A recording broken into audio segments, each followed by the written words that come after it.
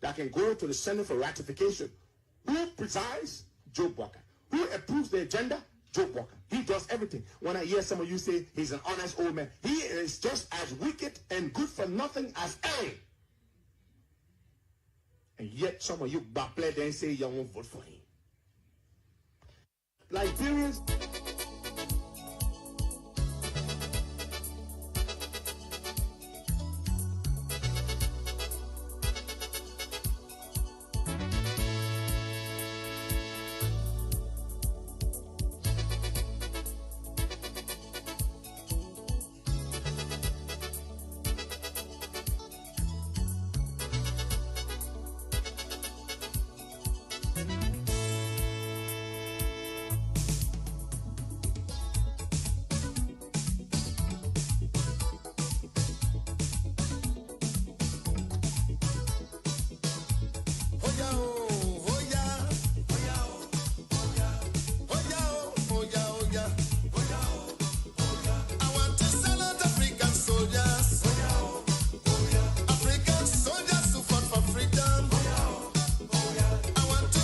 Fear is forward. No one is afraid of yesterday. Let us not seek to satisfy our thirst for freedom by drinking from the cup of bitterness and hatred. Injustice anywhere is a threat to justice everywhere. We are caught in an inseparable network of mutuality, tied in a single garment of destiny. Whatever affects one directly affects all indirectly. True peace is not merely the absence of tension, it is the presence of justice. And that's why we have said the ultimate measure of a man is not where he stands in moments of comfort and convenience, but where he stands at times of challenges and controversy. I greet you this morning in the name of peace, democracy, and freedom. You are honored the sound of my voice not as a prophet, but as your humble servant. It is in your hands to make a better Liberia.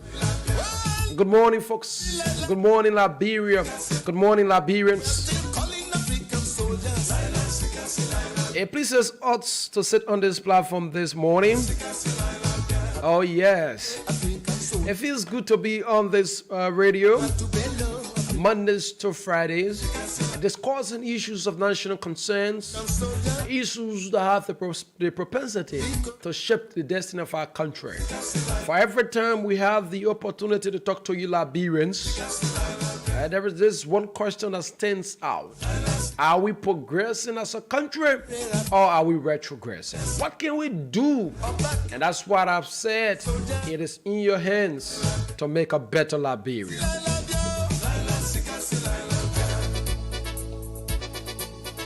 And too many things to look at on this program this morning.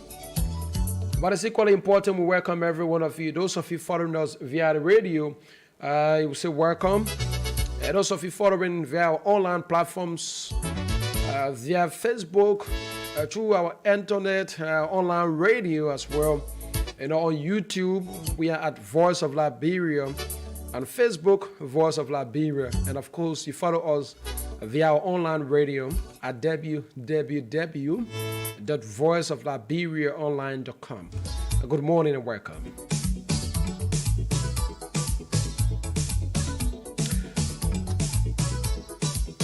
Today is Tuesday, the 25th day of April, 2023. Indeed, gradually we are moving on. We give God thanks, the process of being alive. It's not an easy thing to be alive. It takes the grace of God. But thankfully we are. For those of you following the radio in good health, we give God the thanks as well. And for those of you not faring well, we also take this time to welcome you to the program. Welcome. Too many things, like we said, to look at on the program. Let's bring you the menu for discussion some other training issues in Liberia as well. At 8 o'clock this morning, we will provide our analysis on the U.S. ambassador's latest comments on Liberia. Sometimes on yesterday, the U.S. ambassador to Liberia, Michael McCarthy, has issued a strong, very strong press statement. That statement, it points to a lot of lapses in the governance system of our country. It points to, too many issues across government, ranging from the education sector to health, to local government services and what have you. And so the U.S. ambassador have said, should the U.S. Congress ask him about how the elite in Monrovia are treating the destitute citizens in Liberia-VOL counties, he says, my honest response will have to be those citizens are treated with a neglect that borders on contempt. Those citizens are treated with a neglect that borders on contempt. And he went on to ask a question that is politically in nature. It undermines the government, the people's confidence in the government. It challenges the citizenry, to take other actions that affects the chances of President George Bush re-election. And the U.S. ambassador, that question is, he says, anyone interested in a proper agenda? Is anyone interested in a proper agenda? That question is politically motivated, and we're going to have our say on that question as well. It caught our attention in all what he said. We pick up that. We're going to draw our analysis on some of the issues he referenced. He pointed out to. We'll look at them. We'll provide our analysis about the current happening across those sectors, and where we agreed together, and where we disagreed. Obviously, we'll provide our disagreements on the platform. It runs up to 9. At 9 o'clock this morning, the Ministry of Education will be our guest. Yeah, we'll have some folks from the Ministry of Education. A conversation that focuses on the African Day of School Feeding. The Ministry of Education is about to celebrate the African Day of School Feeding sometimes this week. And so, it is a paid-for interview, we must say, for the record. So we're going to have them at 9 o'clock this morning up until 10. And 10 o'clock, we'll call it a day on the program. So good morning, and welcome. This is a Harris S. Weather presentation.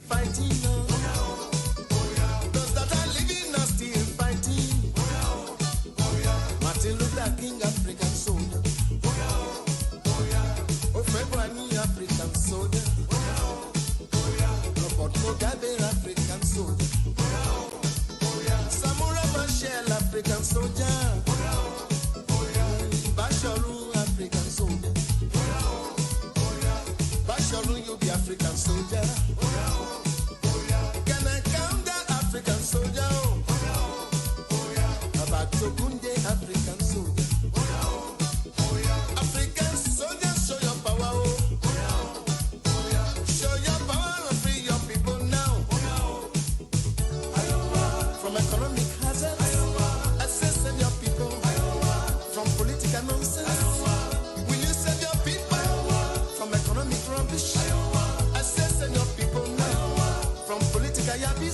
Indeed, welcome back to the show. We go to our comment section. For those of you following the program, I would say thank you. We get Sarios Adi Kodan said, I'm following from Kakata. Many thanks to you, senior brother. Ansu Coleman said, I'm following. Papi Kita says, good morning, Liberia-VOL. CDC, Papi Social Skater from Bon County this morning. Anthony Jara says, DJ Lomero watching from home. Many thanks to you.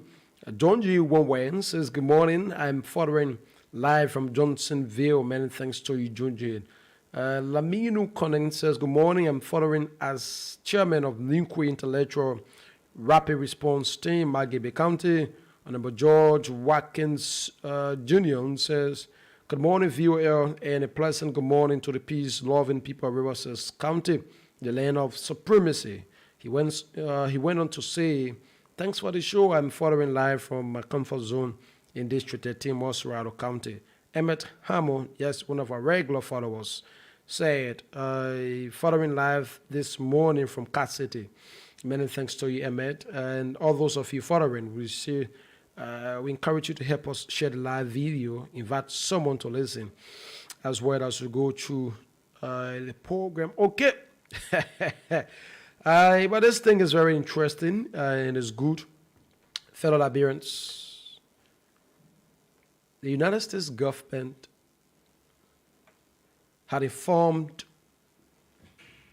Liberians through his ambassador, because Ambassador McCarthy is the representation of the U.S. government in Liberia. Across the world, that's how the U.S. government functions. They have Liberia ambassadors, dispatched in most countries, if not all of the countries in the world. Now, those ambassadors are the direct representatives of the U.S. government. Now, what the U.S. government will do, things that the U.S. government want to do, things that the U.S. government is doing, right, depends on the suggestions, the comments, the recommendations, and the interactions of the ambassador with the citizenry and the responses thereof. That's one of the importance. That's one of the reasons why we should give this a serious consideration.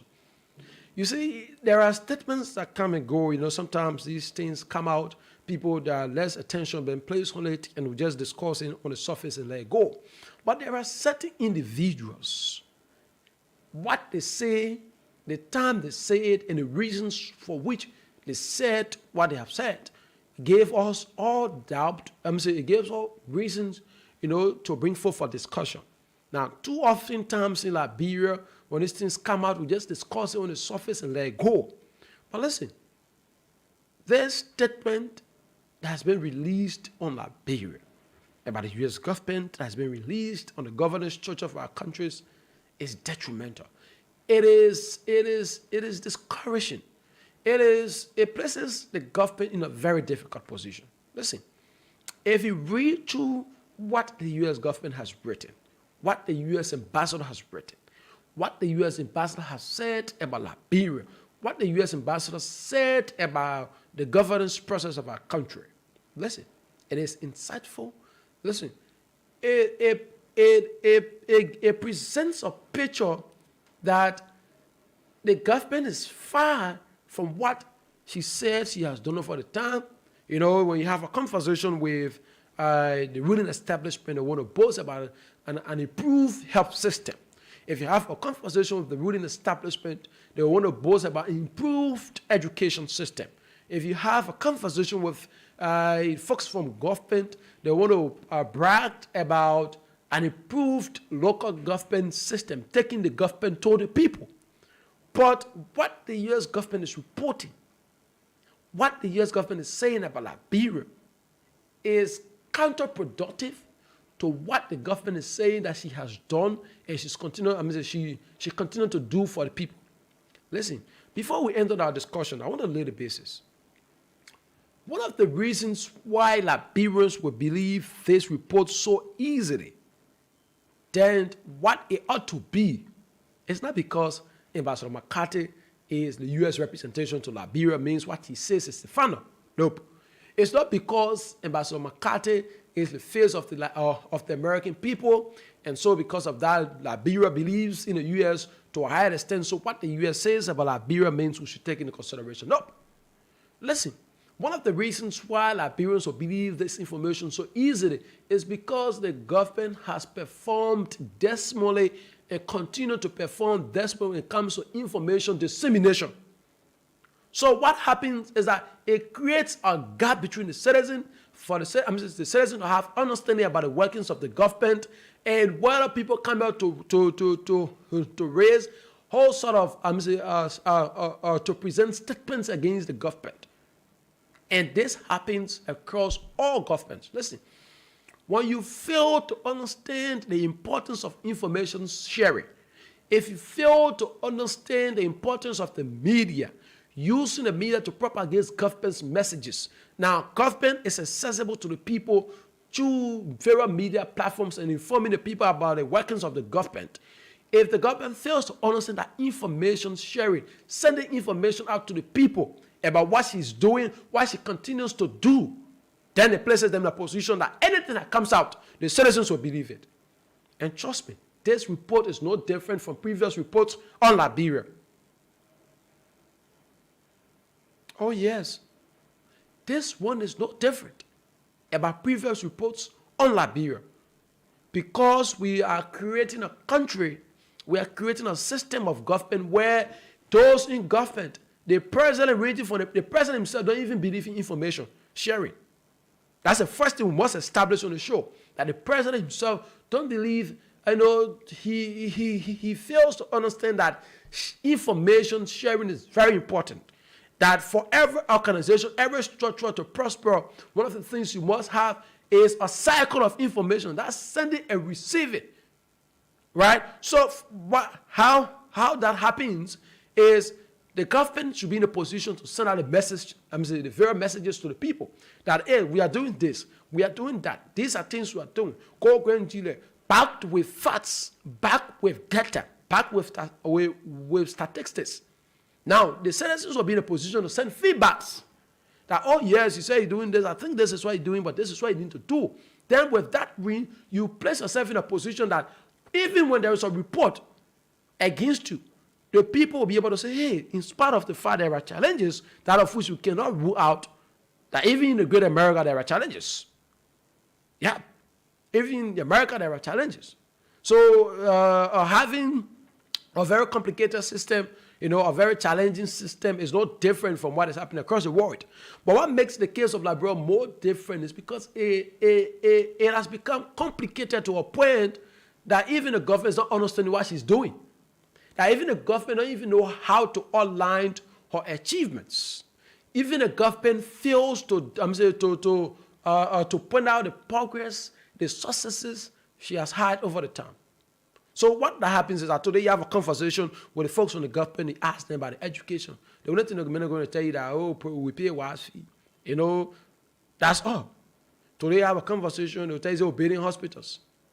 That's just argument that we bring to these sectors. But you want to consider how are those, how the services you are providing is affecting the lives of the people, whether positively or negatively.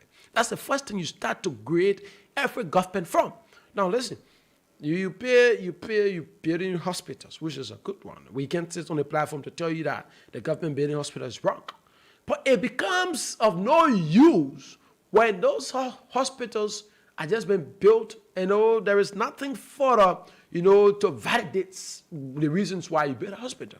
So what happens is that, as per this report, as per what the U.S. ambassador has written against Liberia, listen, like I told you, one of the reasons I took interest in this, we have said times of our numbers on this platform that citizens, listen, for those of you that can just call on the radio in the morning, just want to defend the government because you feel that defending the government is necessary, it is important you consider. For some of us, we have had a time to visit counties outside of Montserrat. We have had a time to have interactions with citizens. Listen, that's why last night when I had a time to read the ambassador report, especially on the health system and education system, it was of no surprise to me. No surprise in the sense I've had a time to visit outside of Montserrat, like I've said, counties. And you reach there, the conversation you will have with Liberia is not different from what the U.S. ambassador has written. That of which I must say on this radio. Now, so what happened is that when I read this report, I said, at least, sometimes when we sit on the media, when we inform Liberians about the challenges others are experiencing outside Montserrat, some of you that you're against government. Some of you that maybe you don't like President Weah. Some of you that maybe you don't subscribe to the CDC agenda, and a whole lot of stuff. But listen, it's there. At least international partners, those who depend on, those who call our allies, those who depend on to a higher extent, is able to see what we have been saying over time. Is able to have a testimonies about Liberians, given how they feel about the situations in our country. Then now we have for argument that what we have been saying on the radio is being validated as well by the U.S. government. It tells you that the people listen to us. It tells you that the U.S. government listen to us and even our government itself. It tells you that what we say on the radio, when we come, we bring the voices of people, we play it, we tell you what the people are going through. Some of you Liberians will play the blind loyalty because you feel that if you come out and say the truth, it means that President we will never like you again. You feel that if you come out and say the truth, then your friends in government will go against you. So because of that, you come and say and defend the government. Even at the time the government was self-understand that defending her is of no use. Listen, if the government feels that it needs to be defended, if the government feels that there are enough reasons why they should come in the public and inform a little case to you, they may not going to take interest in information dissemination. They may not going to advance a struggle. Listen, and the president in Grand Bassel, right? Is that Grand? Yeah, it's in Grand Bassel. The president's in Grand Bassel on his last cabinet meeting. The last time the president was in Nimba, I have been made to understand that when you talk about cabinet retreat, when you talk about retreat, it's about where you go, you come out with new programs, you come out with new strategies, different strategies, or strategies, you improve on existing ones to meet the current day realities of the organization, what have you. Now, the president went in Nima and he came on Nima, the cabinet retreat. How many of you heard what are some of the things he said you're going to do, your government going to do? What are some of the things you listen to that the very ministry, the mandate he gave the very ministry? But the minute they left the king, they shut up their mouth because they feel that they don't owe you Liberians anything. They feel that they are not accessible, they are not accountable to you Liberians. Now they're in Bikana. How many of you know that the president is in Bikana and the cabinets are in Bikana on his sixth and final retreat for his first standing? How many of you know? When they leave from there, they come, what information you received?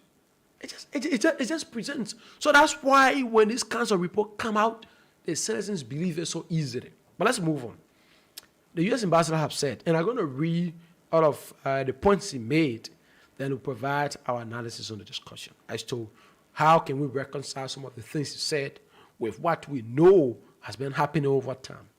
Listen, the U.S. ambassador said, hospitals on which lives depend, where outbreaks are prevented, where suffering is elevated, right? They not receive any portion of the U.S. 100,000 or more appropriated by the legislature for them to operate. You know, the legislature sometimes of last year, during the last budget year, appropriated between 100 to 150 United States dollars for various government run institutions, help centers to meet the current day realities. But this survey validates that those hospitals didn't receive the funding as appropriated. But let's read you. And the lack of any alarm being raised indicates a syndicate involving players at the legislature, the Ministry of Health, and the Ministry of Internal Affairs. What is one is saying? The people, the legislature said we appropriate 100 million. I'm saying 100,000. Oh my God, 100,000 to each, to the various hospitals. But since then, that money hasn't been appropriated. Yet there is no alarm being raised. There is no concern. There is no question being raised. No one is saying anything. So the U.S. government is saying the silence of those people demonstrates that they are involved in a syndicate. Now, a syndicate is a group of people, a group of individuals coming together to support a common interest. So it tells you that perhaps the legislature, the Ministry of Health, and the Ministry of Internal Affairs, they are in a circle. So saying, why is it that the legislature appropriated this morning? The Ministry of Health hasn't received this morning. The Ministry of Internal Affairs, where for county services, since the money was appropriated, they haven't received the money, and nothing has been said. So it tells you that the guys understand what they are into. So that money, that thing, that figure, they only be on the people. They just go to tell the pastor, the hospital pass 100 million for this hospital. And when you go town pass, so then you leave from there, you go across Monrovia, you go across country, you sit with doctors, you sit with heads of Europe, health facilities, you ask them, this is the same thing they tell you. They will tell you that since then we receive our fundings, our portion, because why? And they won't be able to say anything further. There will be no concern, because when you want to stand tall against these things, your job is being threatened. Perhaps you want to lose your job. In a contemporary Liberia, everyone is afraid.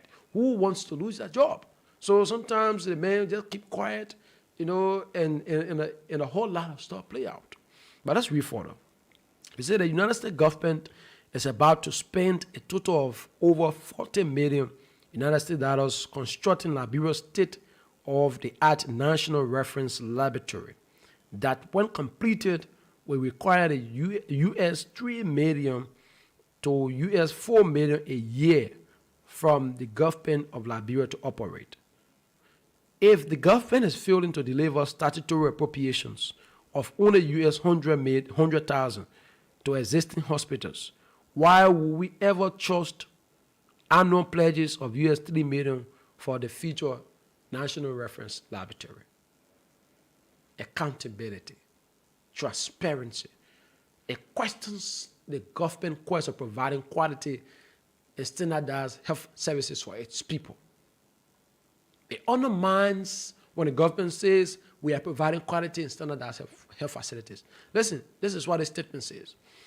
The U.S. government is about to build about 40 million, a national reference laboratory that worth 40 million. But it will require the Liberian government $3 million each year to run that area. So the U.S. government now is questioning if just 100,000, the government cannot provide 100,000 to clinics, to hospitals to operate. Will the government be able to provide $3 million every year to that national reference laboratory? So in essence, the people are telling that there is no use of us using our taxpayer money to build a national reference laboratory in Liberia, because it will be of no use. Today you leave from there, you go to health facilities that have been constructed. The case is just the same. Some of them no drugs.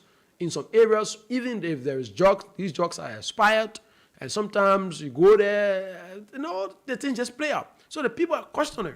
They are asking themselves, they are taking aback that if the people, 100,000, people can provide 100,000 every year to the hospitals. You think when we build a thing, the people will be able to provide 3 million. So as well, one will say, the people are telling that it makes no sense to spend 40 million of U.S. taxpayer money to build National Reference Laboratory in Liberia, because the government is irresponsible to manage this thing. That's what it presents.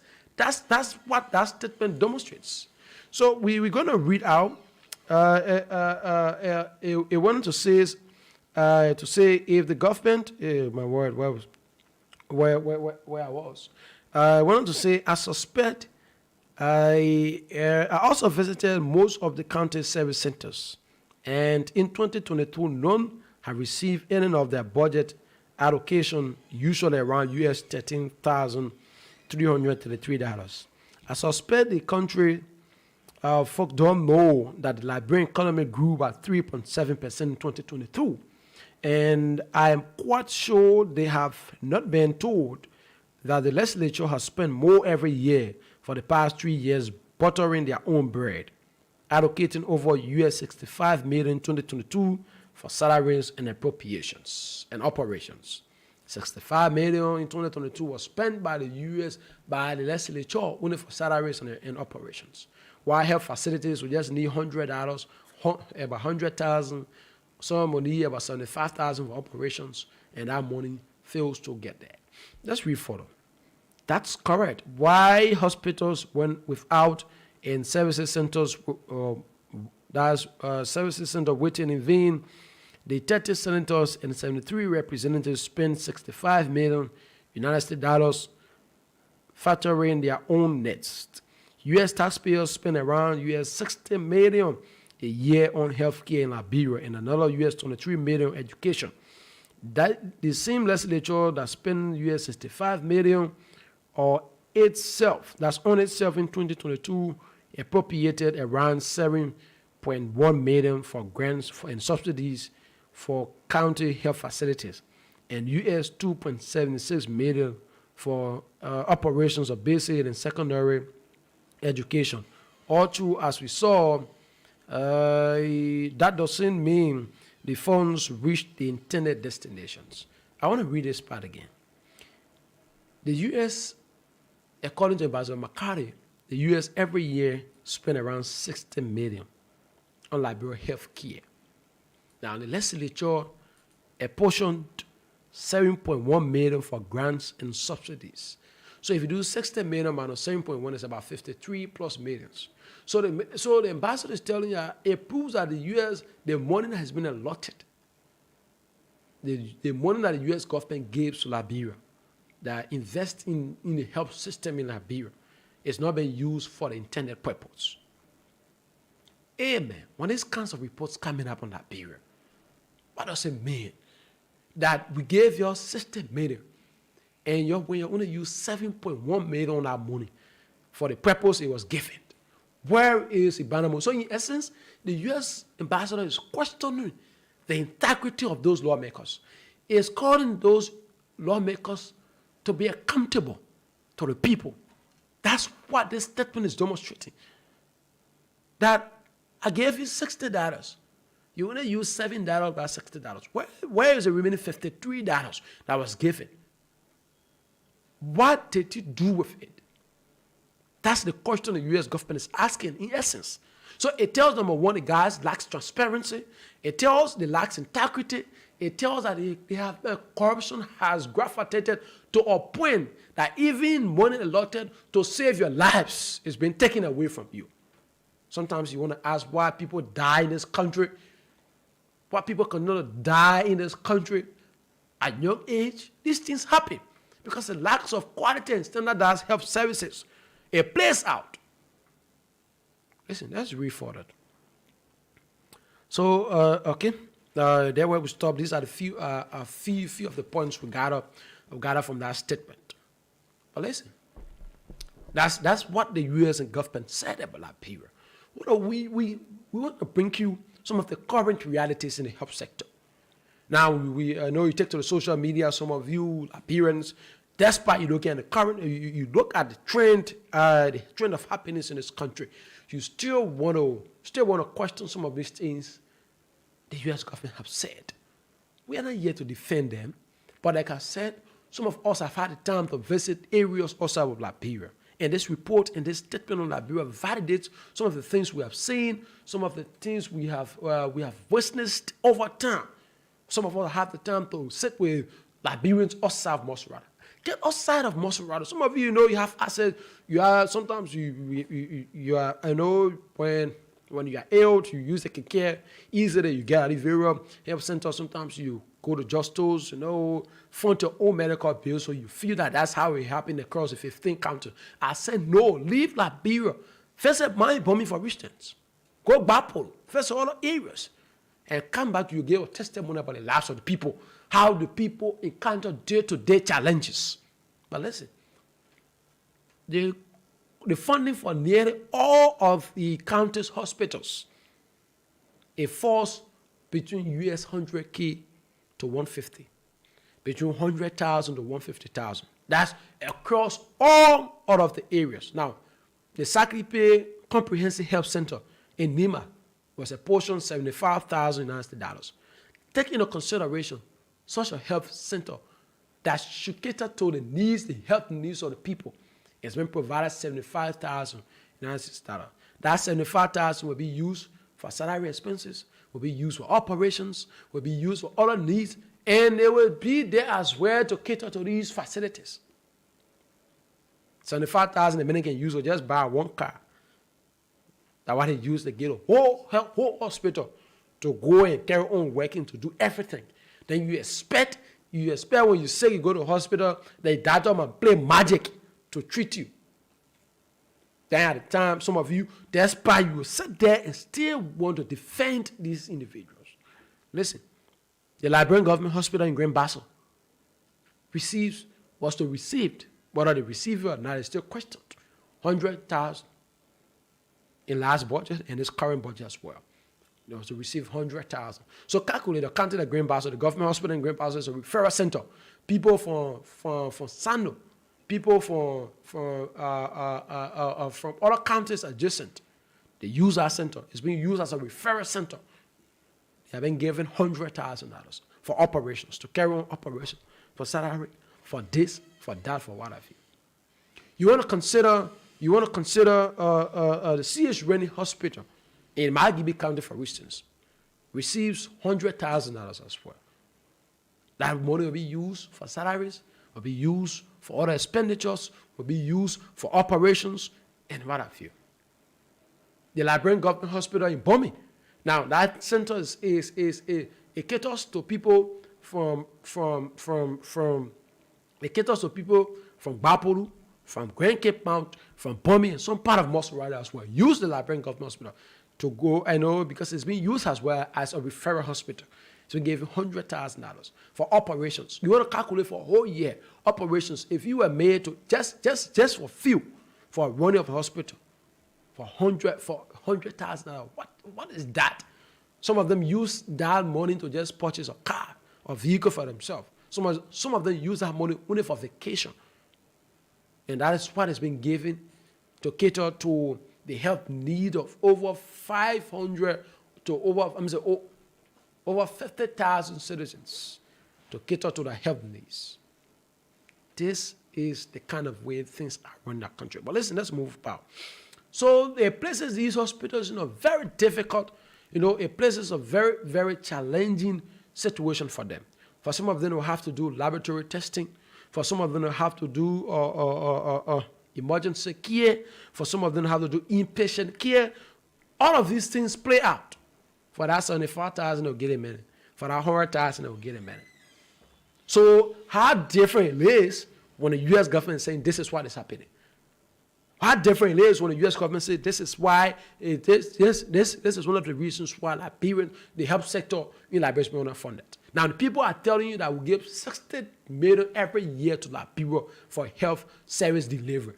Now, it has been observed that the government, the legislature, only apportioned $7.1 million of that money. So where is the balance $53 million? Where is it? Oh yes, these are questions we must ask. Some of you guys are coming for, they're coming for re-election. Amen. Amen. The kind of Liberia envisioned, I haven't seen it.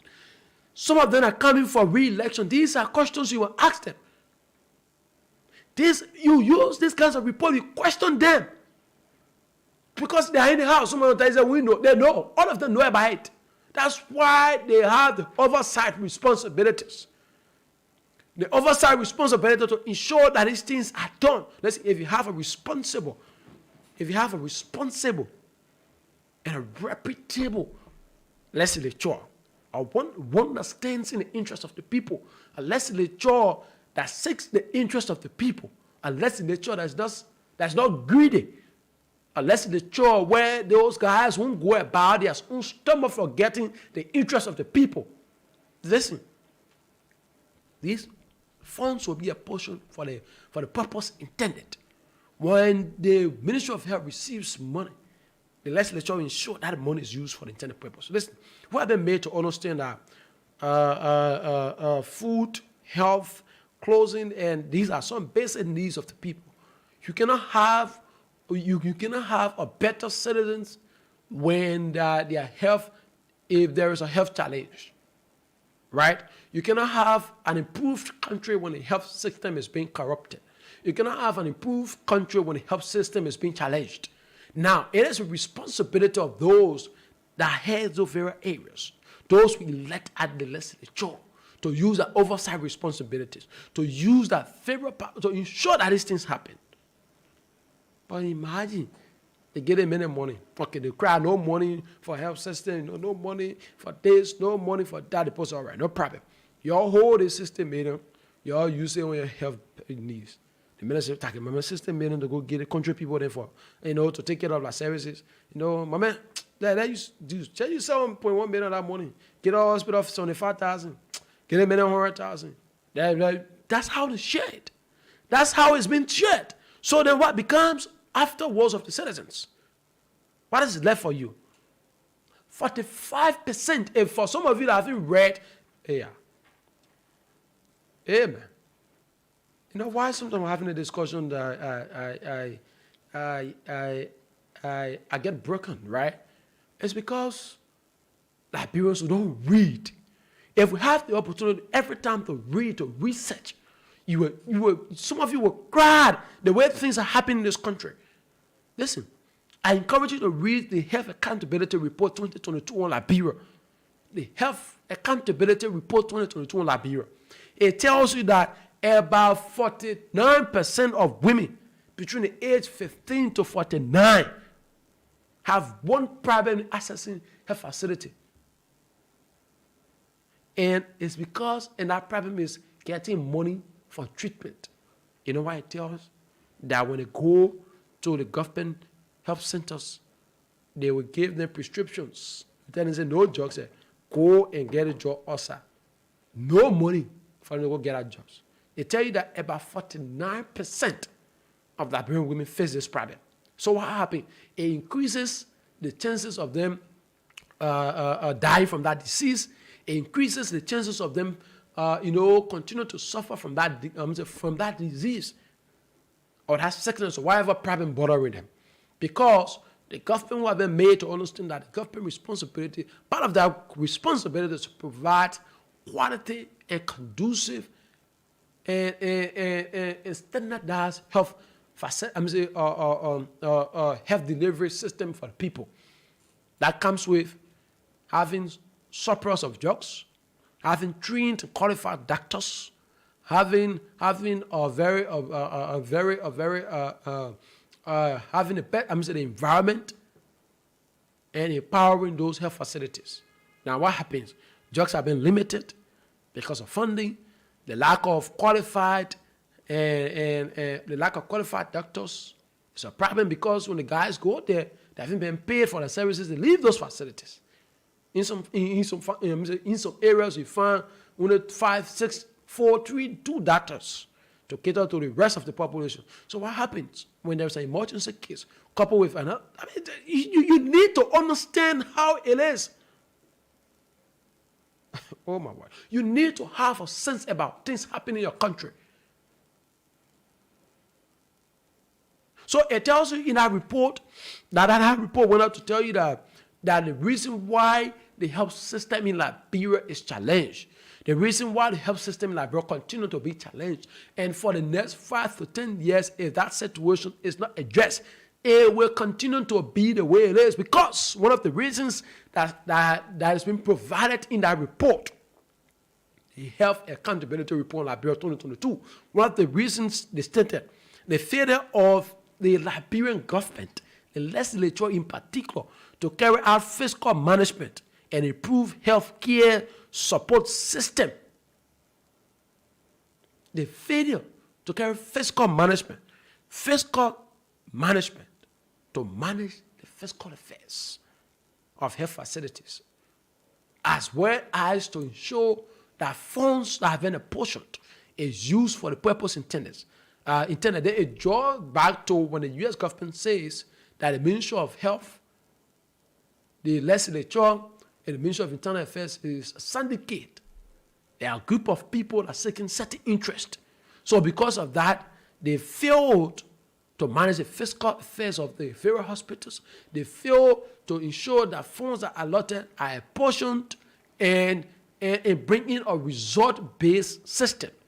That if we give the $5 to XYZ hospital, the hospital will be made to use that $5 for the purpose intended, and make sure to appear and demonstrate that the $5 you gave her, we use it for the purpose intended.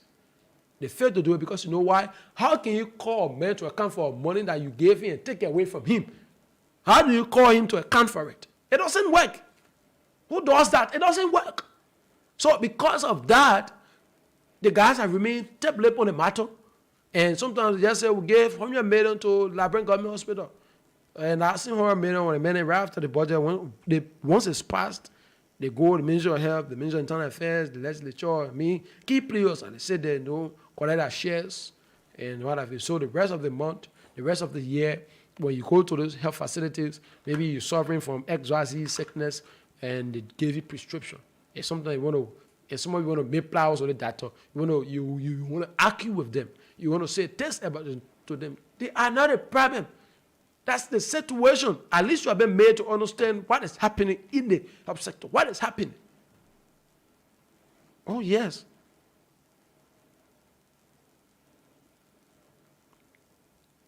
You now you have a sense of what is happening.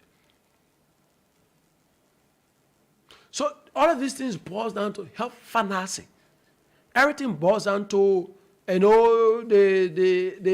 way of the government to finance the health system efficiently. Now I'm wearing that thing, you're getting maybe $5,000, $10,000, and you think you have funded the health system. Oh yes, then you think that you have funded the health system. You think that the funding you have provided is enough to run the health system. To a point now you can justify that the government has provided enough funding for the health system, and so because of that, the guys need a whole lot of stuff, a whole lot of excuses you provide. Whole sort of excuses you provide.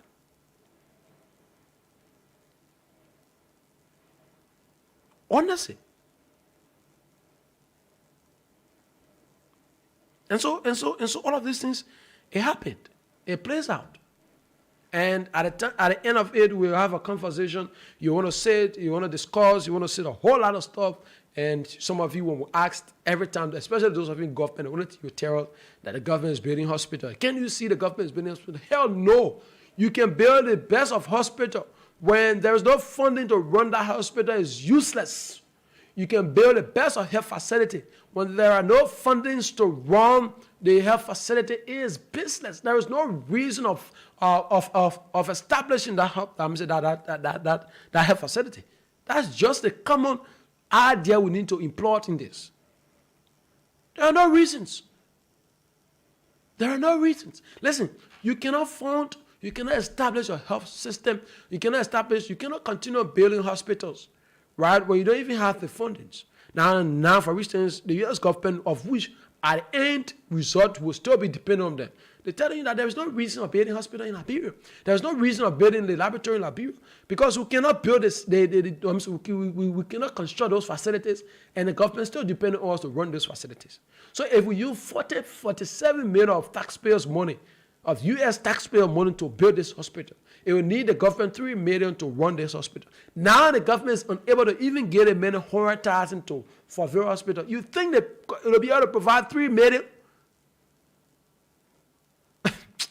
That's just it. So one of the problems affecting the health system we have come to the conclusion that one of the problems affecting the health system is financing the health system, financing them efficiently. In some countries, there are priorities. Priorities will not be given to party politics. Priorities will not be given to ex-political party, giving them money to run campaigns. But priorities will not be directed towards campaigns. Priorities will be directed towards the needs of the people. Because at the end result, all of what you stand for, all of what you should stand for, let me place it in the right way, all of what you should stand for should be the interest of the people. There is low investment in health. There's a very low investment in this health system. That's another problem affecting it. Inefficient resources. Inefficient resources. Very limited resources. Yet you expect to have a health system as compared to the one that's in Ghana. Yet you expect to have a health system that is compared to the one in Nigeria. Right? Sometimes some of you want to get, say, oh, we have a system. Every time people are sick, we flee them to Ghana. Yeah, the guys themselves understand. You see, one of the reasons why they are not even trusting the health system. Have you had a time that when representatives, senators, ministers are sick, they are flowing out of the country? It's not because you don't have the quality or you don't have the caliber of doctors, right? That's not the problem. The problem is because the facilities are underfunded. So the needed materials, the needed resources are not present. That's the reason you see when this official or that official XYZ person is sick, they are fleeing out of the country for treatment. It's not because there are not doctors in this country. Listen, there are doctors in this country that are qualified. There are doctors in this country that are competent. There are doctors in the country that can solve any problem you think of. But there is no facility to do it. If the structure is there, the resources are not present. That's the challenge in the health system. So the inefficiency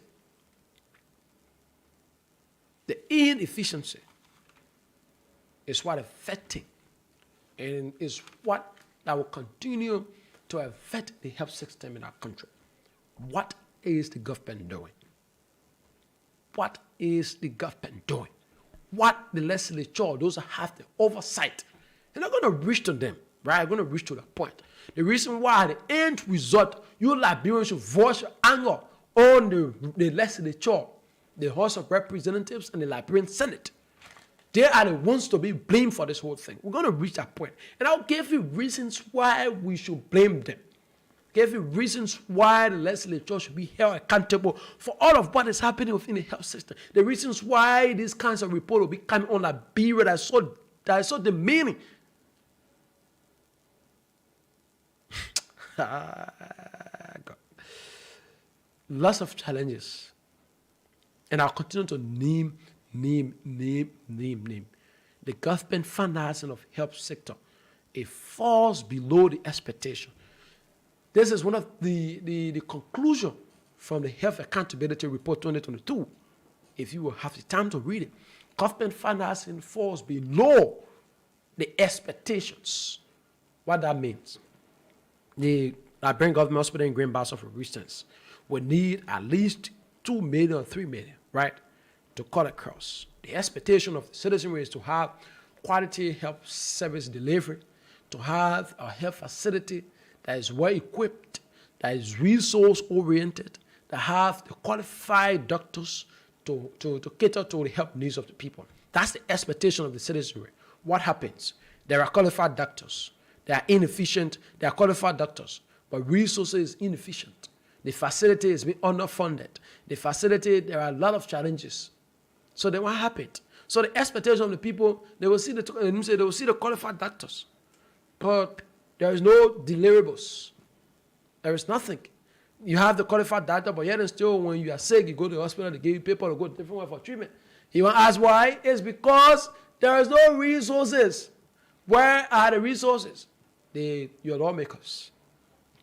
The system made them. The U.S. government gave it. And then they only take 7 million a share because of 15 counties. The banner want to quasi. You know, Liberians saying quasi. You want to think how it's affecting you. You want to think how it's affecting you. Those of you that live in the slum communities. Those of you that live in Nuku Town, for instance, the Redemption Hospital, up to this time is still challenged. Those of you that live around, you know what I'm talking. You know what you know the problems, the challenges. Oh yes. So why should we be blaming the legislature? Why should we be dragging them into this thing? Because they exercise the oversight responsibility of the Ministry of Health. They have the oversight responsibility of the health sector in this country. I'm particularly health sector because I know white people are going through across Liberia. If you have the time to get us out of Liberia, some of you, amen, you leave Monrovia, enter the VOL counties, get to understand what these people are going through. And you come back and tell me thank you on what I'm saying.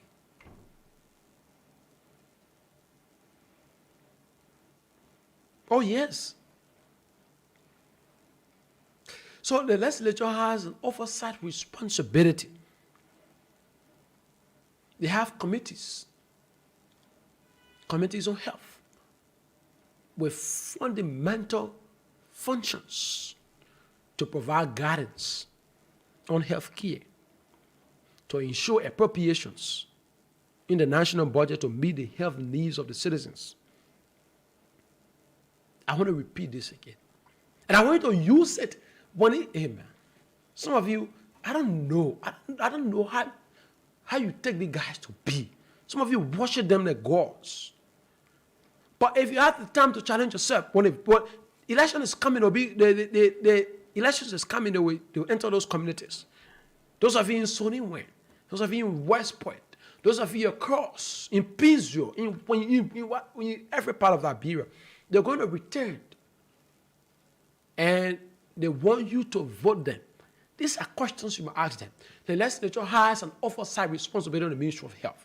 Yet they will continue to receive reports that the health system in our country is being threatened. The health system in our country continue to fall below the belt because of the limited resources.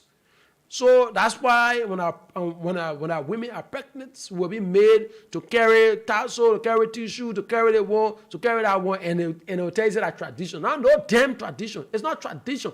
It's because that thing is already in a hospital. It's not there. That's why they tell you to carry. Some of you, they will tell you, for instance, when our women, reach that period, they'll tell you, say, you must carry tassel, chloride, this one, Dector, that one, this one, that one. It's because it's not there. It's supposed to be there, but it's not there. Why? The money that needed to put it there, your lawmakers have stolen that money. So nothing there. So that's why when you go to the health centers, they'll tell you, say, provide it one, do it one, carry it one, bring it one. All that stuff they'll tell you to do. Because they have the committees that have oversight responsibility on the Ministry of Health to ensure that appropriations in the national budget meet the health needs of the citizenry. To provide guidance on health care. That this is what we need to do. This is what we need to do. These are things we're supposed to do. Are they doing it? Nope.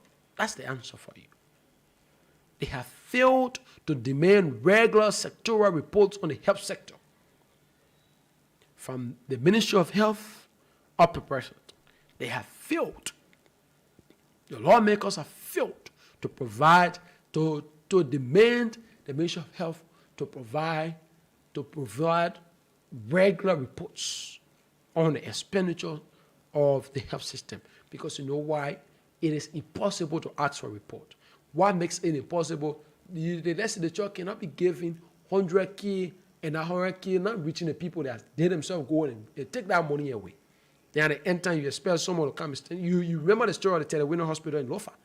The money they said that were apportioned, the money they said it were apportioned to the hospital, the 100,000, they said they were apportioned. They want to find out, not a dime was given to the hospital. So the men, when they say, we'll get the money, we'll get S amount of dollar to the hospital, we'll get S amount of dollar to this sector, and they go by and take away that money. That's why there is no accountability in this government. There's no accountability in this current legislature. Because the law, all of them there are a bunch of schemers. They are rogues. So you cannot ask anybody for anything. You cannot ask anybody for anything. Oh yes, they have failed to enforce the implementation of outcomes-based budgets. Like I'm saying, an outcome-based budget is wherein before you apportion XYZ amount, for instance, before you apportion $5 of voice of Liberia, you must be able to understand if the initial $5 you provided, what was it used for. But that can only be done that if you say you give me $5, you give me the money.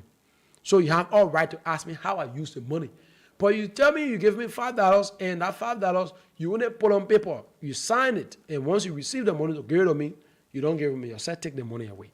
Then you expect when time comes you can ask me for that money. You can ask me. Obviously you won't have the face, you don't have the guts to ask me. And that's how it's been happening.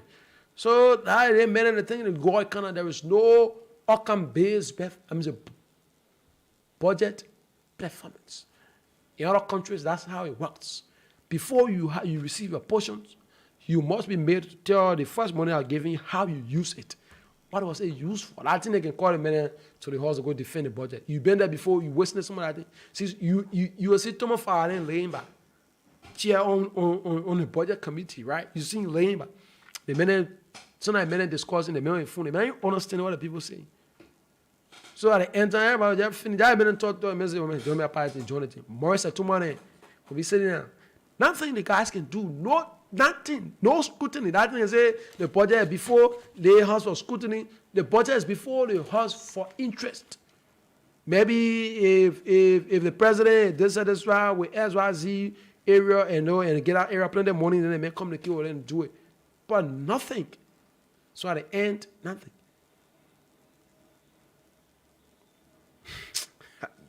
So nothing.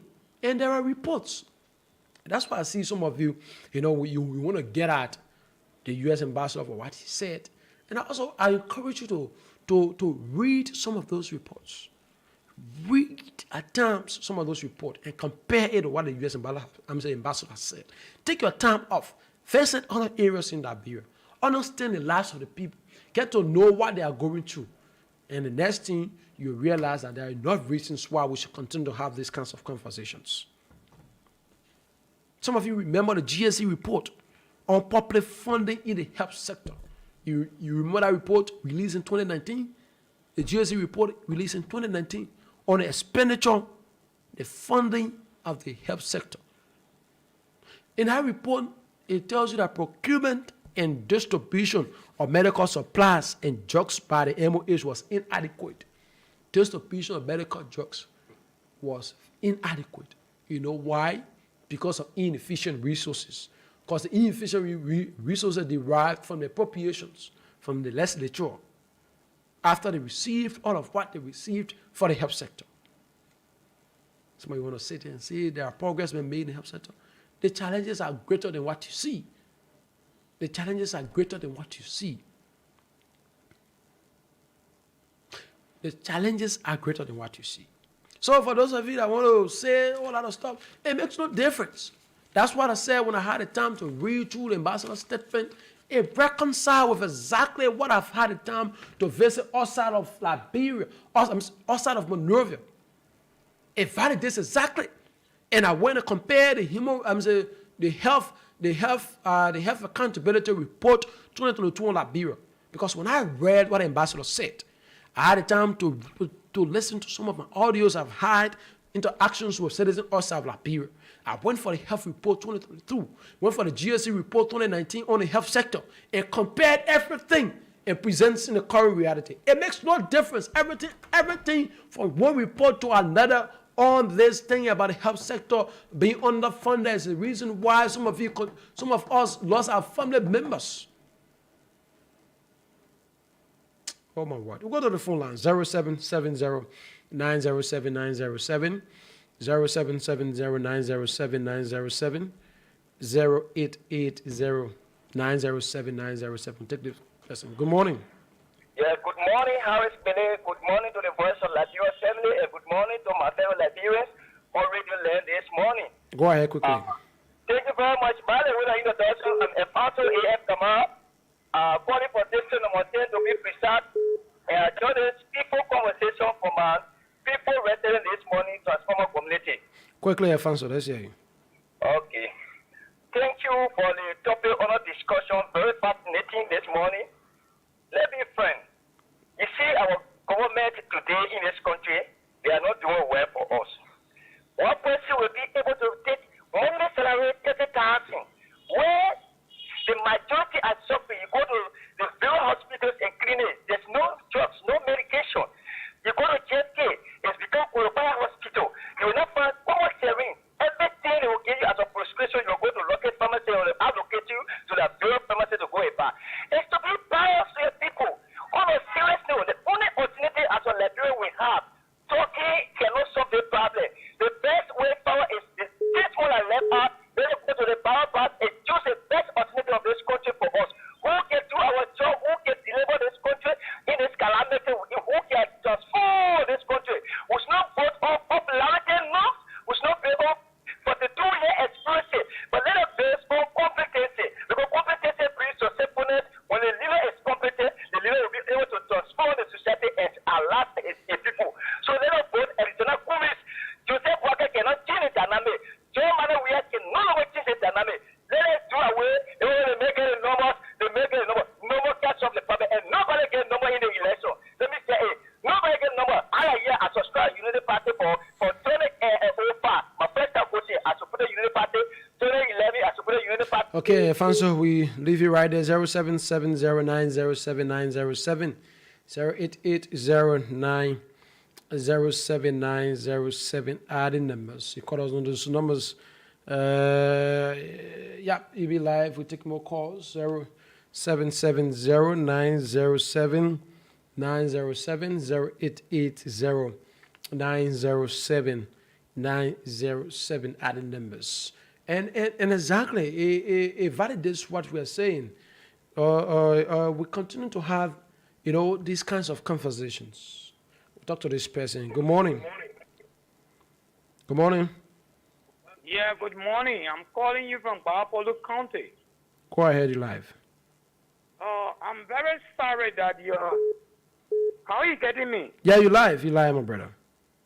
I'm sorry that majority of people that are calling on your show, they are just completely ignorant to the situation of Liberia.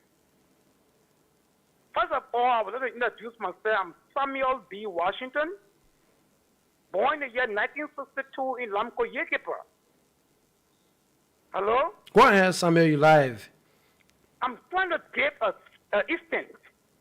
Our situation in this country, people want to shift this whole blame on somebody. But you know what? We're speaking to them or listening, we just waste our time to listen to them. Because your whole program is just like somebody trying to tell me he was born in that way. You know, we have situation where our mothers will put pin on our side. They joke us. Then if certain people they say, no, don't choose the child, put on pimples. So I'm telling Liberians today, this political situation we find ourselves, let us take our time. It is not anybody in the political arena right now. It is not Kumi. It is not Joe Buckeye. It is not George Weah. It's not nobody. This whole country has been polluted from the J.J. Rawa time up to the Tubman time, the Toba time. Okay, we'll talk to this person. Good morning. Yeah, good morning, sir. Good morning. Let's hear you.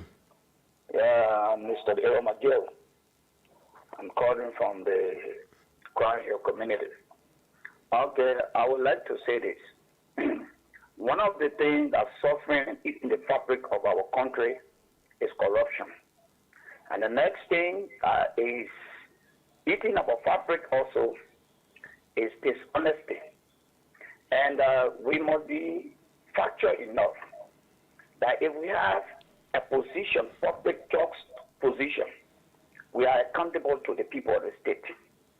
But you see, I observe in most instances, in every time we attribute the causes to the president. Yes, indeed, he's a captain of the ship. But you know that every individual needs to work in integrity and good character values. So if we have a team in this country, it should be governed like a team. The government is a team. And if one member of the team blunder, My word, it seems that we lost him. 0770 907 907 0880 907 907. We'll take more of the calls on this development. 0770 907 907 0880 907 907 are the numbers. Camille Shockley, we go for break. Once we return, we take our guests. Good morning. Hello, good morning. How are you, sir? I'm doing great, live. Let's hear you. Yeah, speaking to Mr. Douglas, Lai Douglas from New Georgia. Go ahead, Lai. My brother, actually, this morning I'm very, very disappointed. Only because of this our health system talking about. I never listened to it before. Fortunately for me, this morning I turned my radio on, tried to listen that actually the health system is down. All type of stuff, It's very, very disheartening, actually. We must play with any other thing in the country, but not health system. You understand? Human life is very, very important. So I recommend to the government to please try and do something about it. Immediately, please. I'm not here to criticize the government, so, but to say that actually it's very, very risky for our facility, for the health system to be done. We're going to do something about that. Thank you. Thank you. Thank you. We talk to this person. Good morning. Good morning, and thanks for joining us. Good morning for the second time around, Alfonso Kamara. Let me give our input to how to relate to the problem we are faced with. As one caller said, the problem is not today causes. We agree. The problem started for J.J. Rawa know, Alfonso Winterton, you made a point. Everyone is entitled to, their concern as well, you know. Obviously, I will entertain that. We very, very shortly will go for this break. Once we return, we'll take our guests on the final segment of the show. Yep, the folks from the Ministry of Education will be our guests on the second and final segment. But then we'll take one or two more calls. And then 0770 907 907 0880 907 907. Adding the mess. We take more of the calls. If not, we go for this break. To be right back. Certainly, we go for this break. To be right back. Telecel Liberia is our sponsor. And so it's important we go for this break. Telecel Liberia, obviously, is a sponsor. We go for this break. Do you want super fast and affordable internet? Telecel Liberia is here to provide all your internet service needs.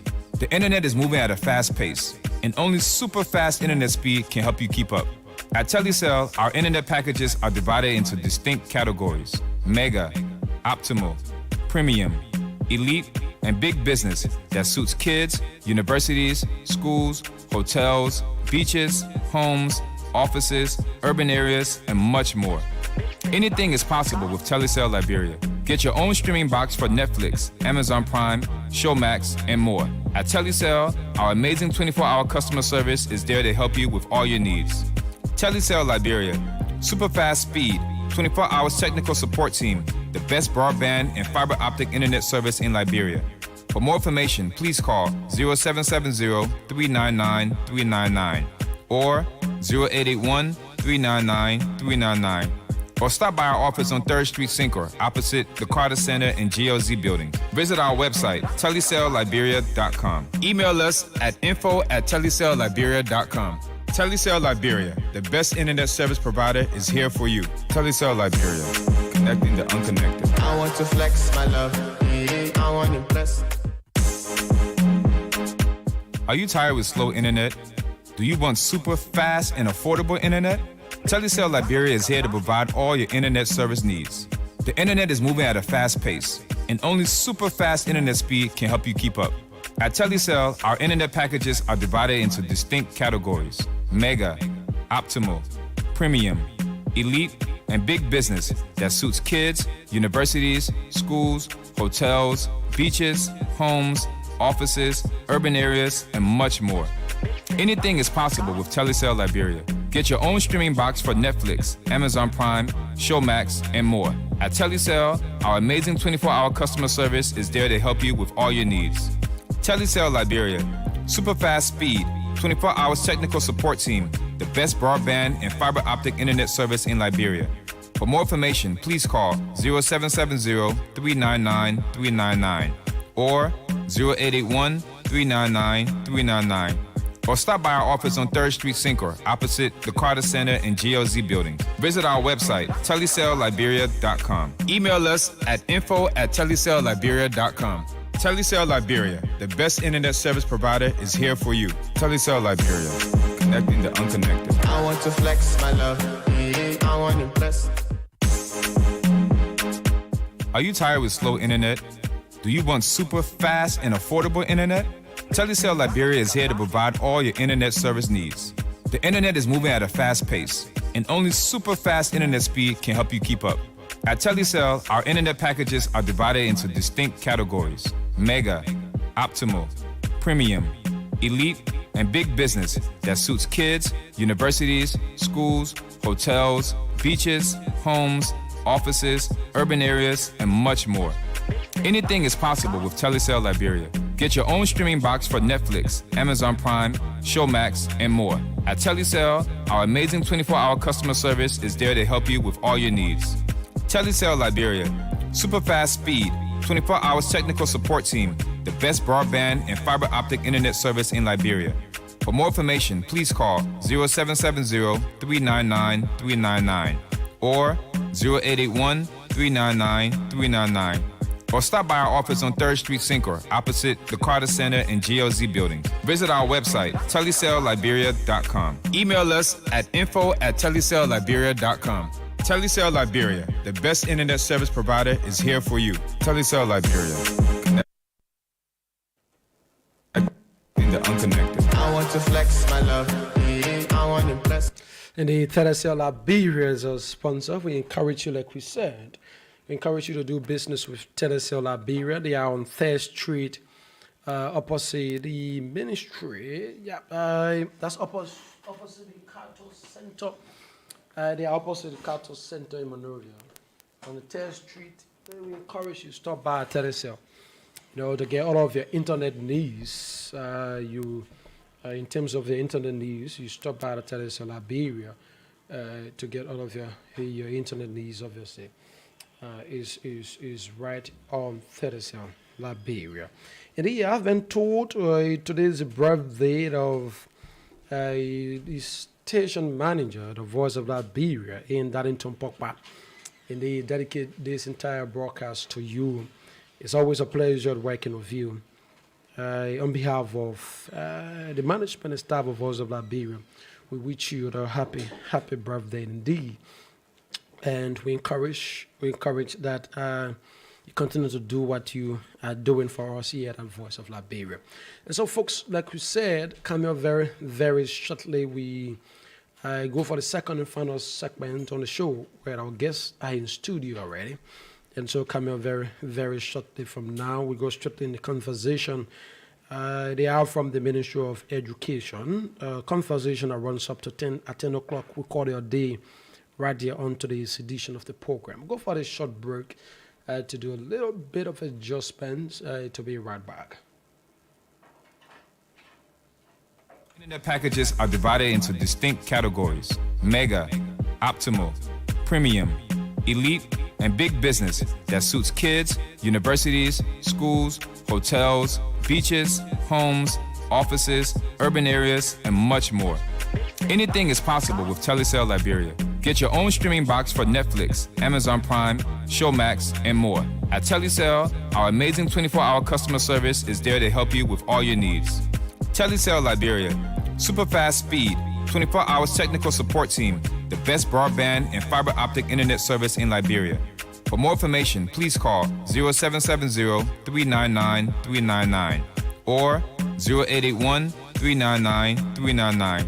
Or stop by our office on 3rd Street Syncor, opposite the Carter Center and GLZ building. Visit our website, telecellliberia.com. Email us at info@telecellliberia.com. Telecell Liberia, the best internet service provider, is here for you. Telecell Liberia, connecting the unconnected. I want to flex my love. I want to impress. Are you tired with slow internet? Do you want super fast and affordable internet? Telecell Liberia is here to provide all your internet service needs. The internet is moving at a fast pace, and only super fast internet speed can help you keep up. At Telecell, our internet packages are divided into distinct categories: mega, optimal, premium, elite, and big business that suits kids, universities, schools, hotels, beaches, homes, offices, urban areas, and much more. Anything is possible with Telecell Liberia. Get your own streaming box for Netflix, Amazon Prime, Showmax, and more. At Telecell, our amazing 24-hour customer service is there to help you with all your needs. Telecell Liberia, super fast speed, 24 hours technical support team, the best broadband and fiber optic internet service in Liberia.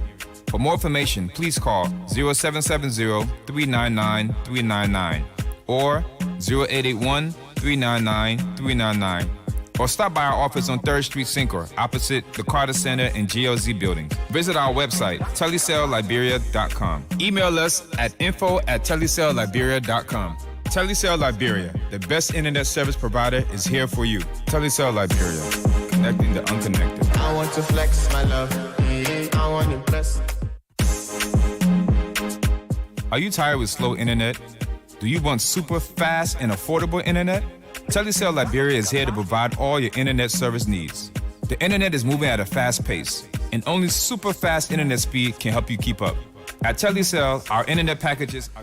And he is certainly Telecell Liberia as our sponsor. We encourage We encourage you to stop by the Telesio on 3rd Street in Cinco and do business with them. Obviously, certainly you will regret. Telesio Liberia is providing internet services here at Voice of Liberia. And so we encourage you to do business as well. Like we said, our guests are already in studio conversation. We're about to kick off. They are from the Ministry of Education. We're here to talk basically. So we are right here. Oh my word, this internet stuff. Let me get this thing. Yeah. So we are here to have a conversation surrounding the African date of school feeding. Some other issues that come out. It's important we bring them on board. Yeah. All right.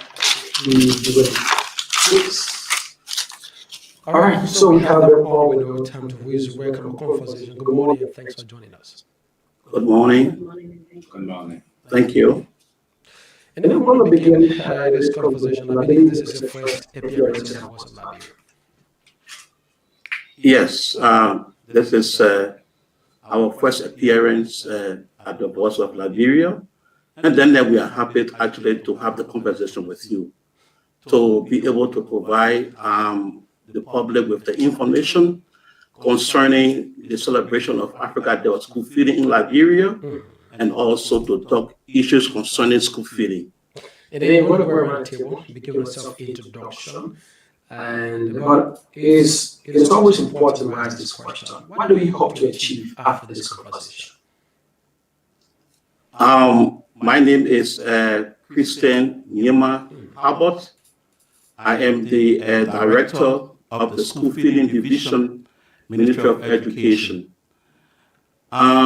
At the end of the conversation, we are actually going to have the public informed about the celebration of the Africa Day of School Feeding in Liberia and how they came about, and the work that we are doing with our partners in terms of providing nutrition and school feeding for school children across the 15 counties in Liberia.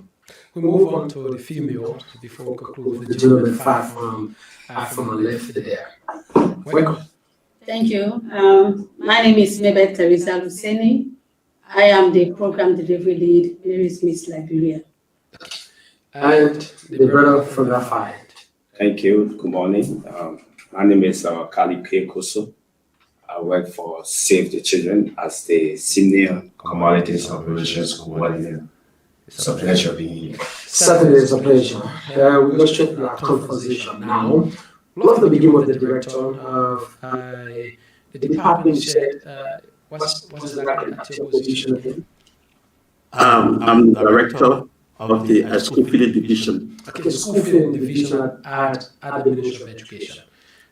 Yeah. Okay, you want to give us a narrative about how this idea of school rations, school feeding enters our school system in Liberia. Okay, thank you very much. Since the 60s, the Liberian government, through the Ministry of Education, has begun working with partners to provide hot meals and taking ration for students during the course of the school day. And what does it do for our students? When food is provided in school, while instruction is ongoing, students are encouraged to attend school regularly and end the academic period and receive promotion to the next class. It also alleviates short-term hunger because, as we know in our country, there are many parents who are not actually economically potent, and then most especially in the interior part of Liberia, and they do not have the financial capacity to provide lunch for their children. So it is the responsibility of the Ministry of Education and our partners to provide nutrition and school meals for our children during the course of the academic period. At what time did the Ministry of Education realizes that there is a need to have this idea of school feeding, like you said, to keep the kids in school?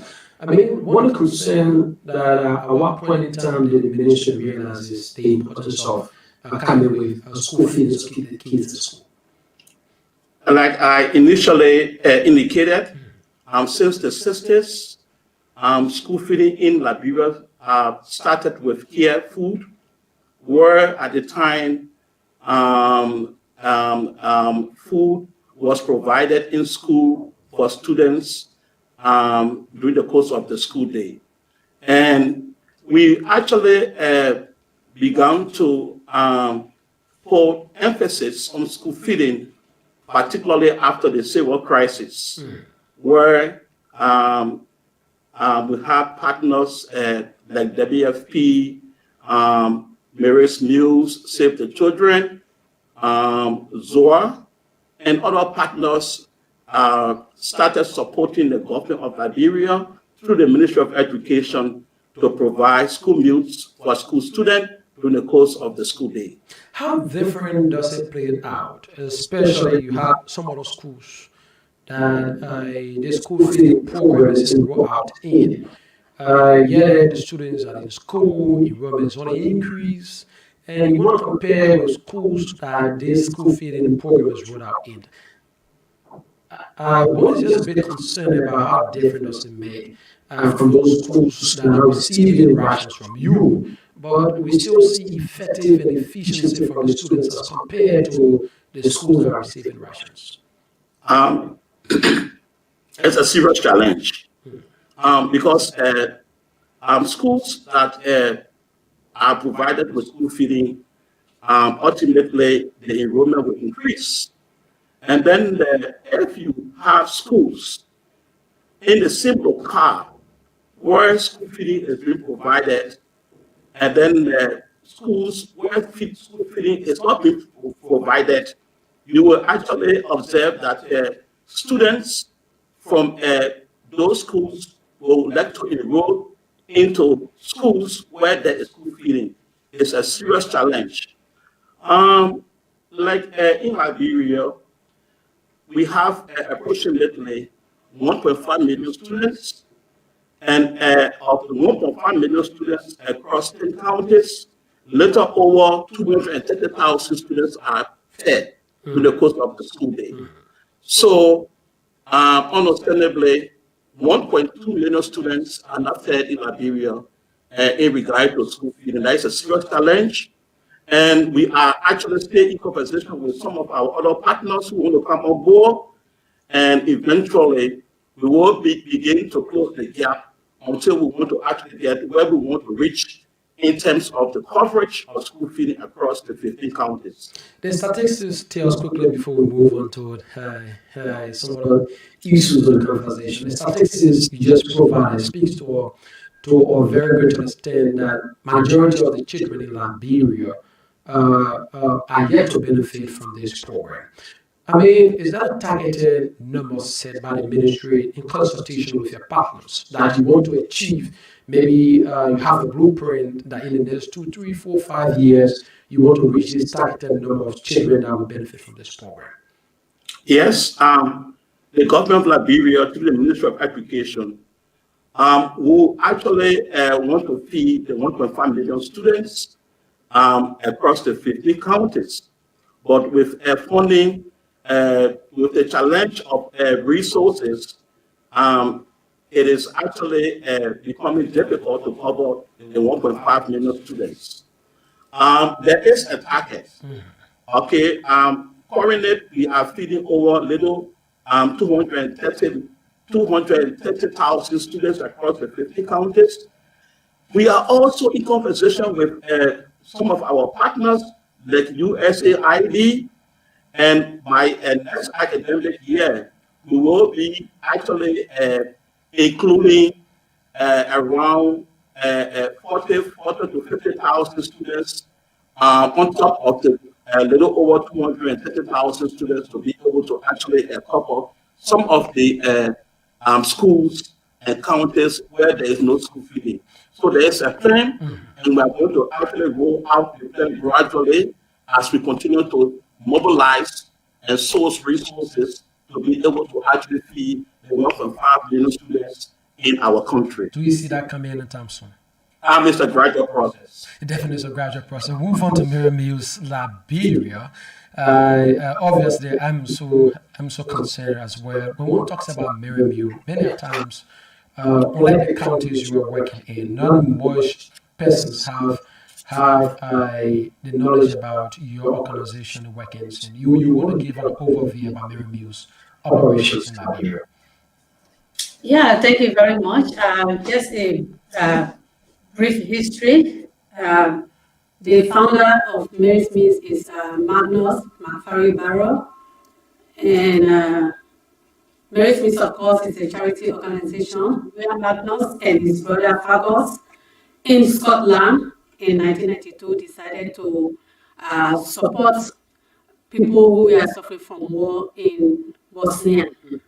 So they decided to put some things together, some stuff together, they take to the people. So while going, they pleaded that whosoever is touched to support the process can offer or bring whatever thing they have, to offer support to the people who are suffering from the war. So they took the little they had by then to Bosnia, and after their return, they saw like too many things piled up. They saw a lot of things, different things piled up from people who, actually decided to support the process. They continue to carry the thing. The more they carry what they are saying, the more people donate. So in 2002, he decided to visit Malawi, and he met with this lady that was suffering from dying of HIV and AIDS. And she had children with her, and the elder son, Edward, was asked by Magnus what he actually wants, how he wants his life to be. And he responded that all he wants is to have food to eat and go to school. So Magnus was inspired by this word, and he decided to start school feeding. So in the same 2002, they started feeding 200 children in Malawi, and gradually they started to expand in other countries. So as we speak now, Mary's Mills is in 18 countries. Some of these countries are like Liberia here, Malawi, Haiti, Kenya, India, etc. So in 2006, the school feeding program actually started here in Liberia, and it started in Bomi County with 5 schools. And as we speak now, we are in 5 counties. We are in Bomi, Cape Mount, Bon, Rural Monserrado, and part of Bapulu. And we are currently feeding in 673 schools, and our current enrollment is 158,597. Added data to compare as to at the time Mary Mills was not in those schools. As your enrollment as compared to now that you're in those schools. Yes, we have data there. We have our the development departments. So they are responsible, and also the quality assurance department, they do a lot of research. We have a lot of data in place to compare, because before expanding to the school, we do what we call baseline survey to know where they are. And after expanding, when the school starts feeding, we can also do another survey to know how we are flowing, how we are progressing. Yes, how it started. What was the enrollment in the school before Mary's Mills, and after Mary's Mills, what is the enrollment? And when we look at our report, we are actually making impact. I'm convinced that one of the reasons why Mary's Mills is in those schools is not just because of feeding those kids. I want to believe there are some other objectives set aside by Mary's Mills that those kids, aside from just feeding them, what else do you look for? Yeah, there are other things we look for. The idea is not just to eat and be satisfied, but also we look at the enrollments, one, because the food is attracting the children to actually go to school, but we'll also be looking at the children retention. You come to school not only to eat, but you stay there and learn something. And we'll also look at the children's promotion. Yes, at the end of the day, we want to see you progressing.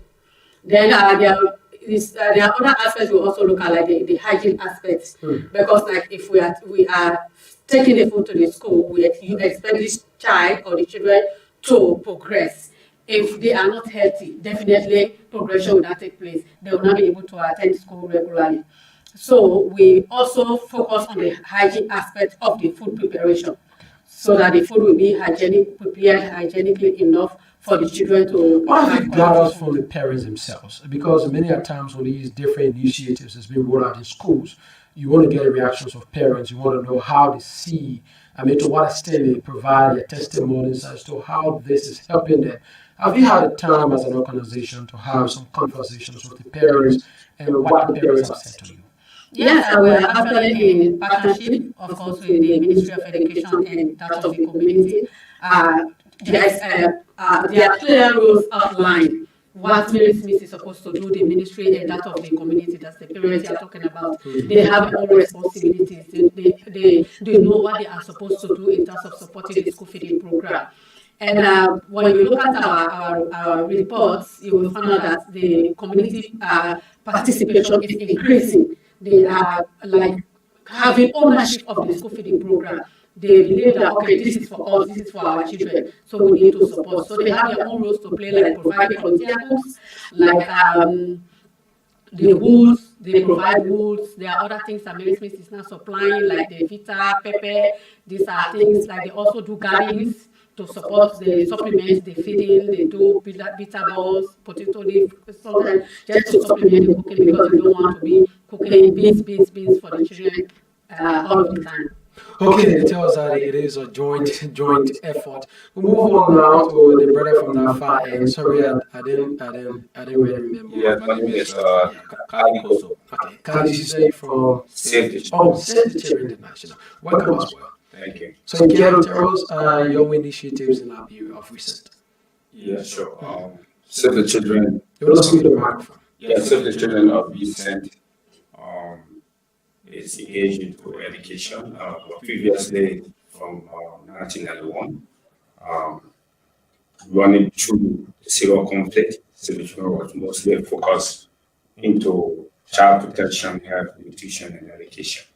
So as of 2017, Save the Children began implementing school feeding programs in Liberia. In 2017. 2017, and since then, we've been in collaboration with the Ministry of Education and working with one of our partners called Mexico, and then of recent, we got another partner called Kawana Farms. So, as we speak, Save the Children is implementing into 4 counties. School feeding programs specifically. So those counties are Rambasa, Riverside, Quenchida, and Rivergy. And the project is being implemented into 234 schools, reaching approximately 50,000 school-age children. Mm-hmm. So the project is like similar objective is to ensure that students learn well, and schools enrollment increase. Students coming to learn should also be retained, not just to have the food, but to be in school, learn and attain that desired quality education that every child should have. And Save the Children as a child-focused organization has that to their heart. So from inception, we began at the level of 40,000 plus students, and as a result of the school feeding initiative, as I said earlier, the students being reached now is nearly 50,000. So that is an indication of the impact that has been made, looking at the the increase in the number of students from inception till now. Okay, and like the type of school feeding that Save the Children does is the conventional school feeding. The conventional school feeding looks at the importation of commodities from the US. Okay, and then the current project has been implemented called LAN. LAN stands for Liberia Empowerment Through Attendance, Reading, and Tuition. So the first phase of this project began in 2017, and then as of 2021, there was an overlap, bringing in the second phase of the project called LAN 2. So LAN 2 has a component that is in support of the homegrown school feeding, which is the objective of the Africa Day of School Feeding Initiative. So the homegrown school feeding looks at the provision of locally produced commodities to various schools. And that is linking farmers to the various schools that will empower farmers as well, and ultimately increase the agriculture sector. So in that spirit, there's another component of the land project called the local regional procurement aspect. So that aspect looks at growing commodities here in Liberia, processing those commodities, and then using those commodities to feed school-age children. So as we speak, the land project is in partnership with Kawada Farms that produces fortified power gari. So the fortified power gari is used to feed students in Liberia and rural counties. As we speak, it is a pilot, but the level of acceptance at the communities and specifically the students is overwhelming. So I'm convinced that what exactly did Save the Children observe across the educational sector of Liberia, that of which see journalists cause school feeding, because it appears a bit surprising to many when you want to see Save the Children now has begun school feeding as well. When I was reading through the document, I saw Save the Children. I was like a bit shocked towards that. Save the Children now has involved itself as well in school feeding. So what we want to understand, what exactly did your organization observe throughout the educational sector that of which prompted a decision to get involved in school feeding as well? Yeah, okay. Across the global school feeding program, okay, the most significant widespread safety nets, okay, and in fact, it's benefiting over 3 million children. Okay, so just looking at that alone, Save the Children, as I said earlier, as a child-focused organization, saw that school feeding is a very impactful medium or means in terms of enhancing children's education in Liberia. Because firstly, the provision of how we encourage students to come to school, and it also leads to retention, that the students come and stay in school, and the ultimate result of that is quality education. So, Save the Children thought that rather than it was just put them through the support of the United States Department of Agriculture to partner with the government of Liberia through the Ministry of Education to increase the number of schools they reached by the government previously by 204 schools. Save the Children is currently being implemented. The land project is currently being implemented in support of the general objective of the government. So, as stated again, I say, it's for the children of Liberia to attain quality education, and we wish, like the director said, to reach every child that's in school.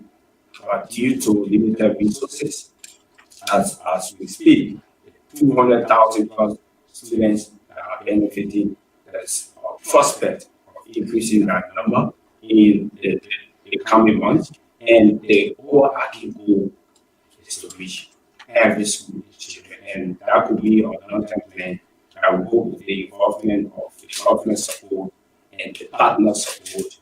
We will reach such a goal in the near future. We come back to the director. You want to give us, if there any differences between the two organizations in terms of their support, in terms of their different feeding programs, Mary's Muse, Liberia, Save the Children. In terms of the support, one is a bit confused as to how can we distinguish that this school is being fed by Mary's Muse, the next school that has been fed by Save the Children. Is there any distinction between the two? Yeah. Before I actually provide information pertaining to that, I would like for us to also talk about one of our partners that should have actually come with us on the radio, but because of another engagement, the representative is not actually a part of this conversation. That is a WFP. Okay, the World Food Program. All right.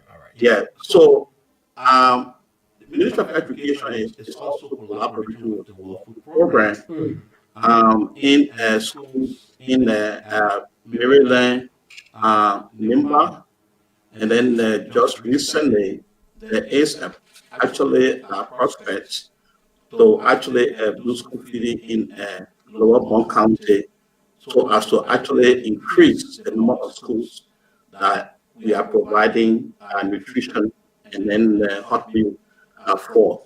So WFP is actually working with pre-primary to the primary public schools, and in these 4 counties, and then they are actually providing school feeding for 78,000 students. That is 37,233 boys and 40,767 girls. Okay, and then the type of school feeding that is done now is what we call the homegrown school feeding. Like Kadi rightly indicated, the homegrown school feeding program is a program wherein all of the food that is actually being provided in that school feeding program are locally produced commodities, like the locally produced rice, the locally produced palm oil, the locally produced beans, and we have gari, plantain, cassava, potatoes, edibles, commodities that are produced in Liberia, in the communities.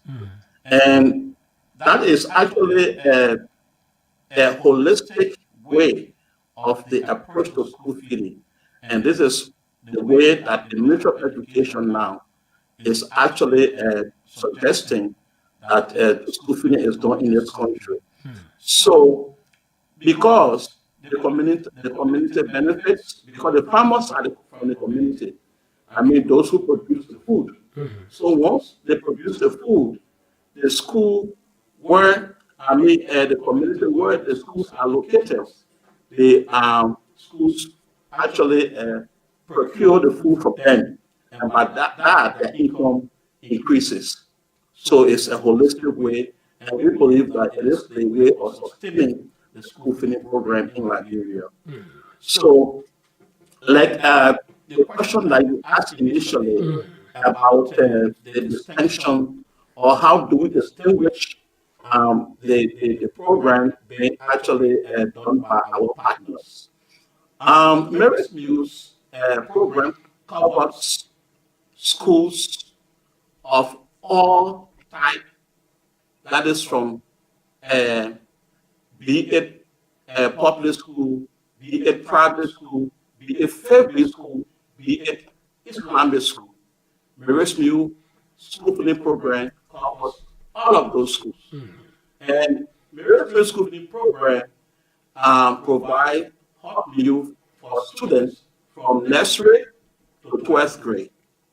And because of the issue of what we call confusion and not actually interfering with other partners' program, I mean, the school feeding policy says that once you have a partner in this county covering school feeding in this county, in this district, we cannot actually allow another partner to go there because that will be duplicating the intervention um, um, um, um, in those counties or in those areas. So, that is why Marysville is providing hot milk for school children in Cape Mount, Bomi, Bapolu, Bong, and Osirado County.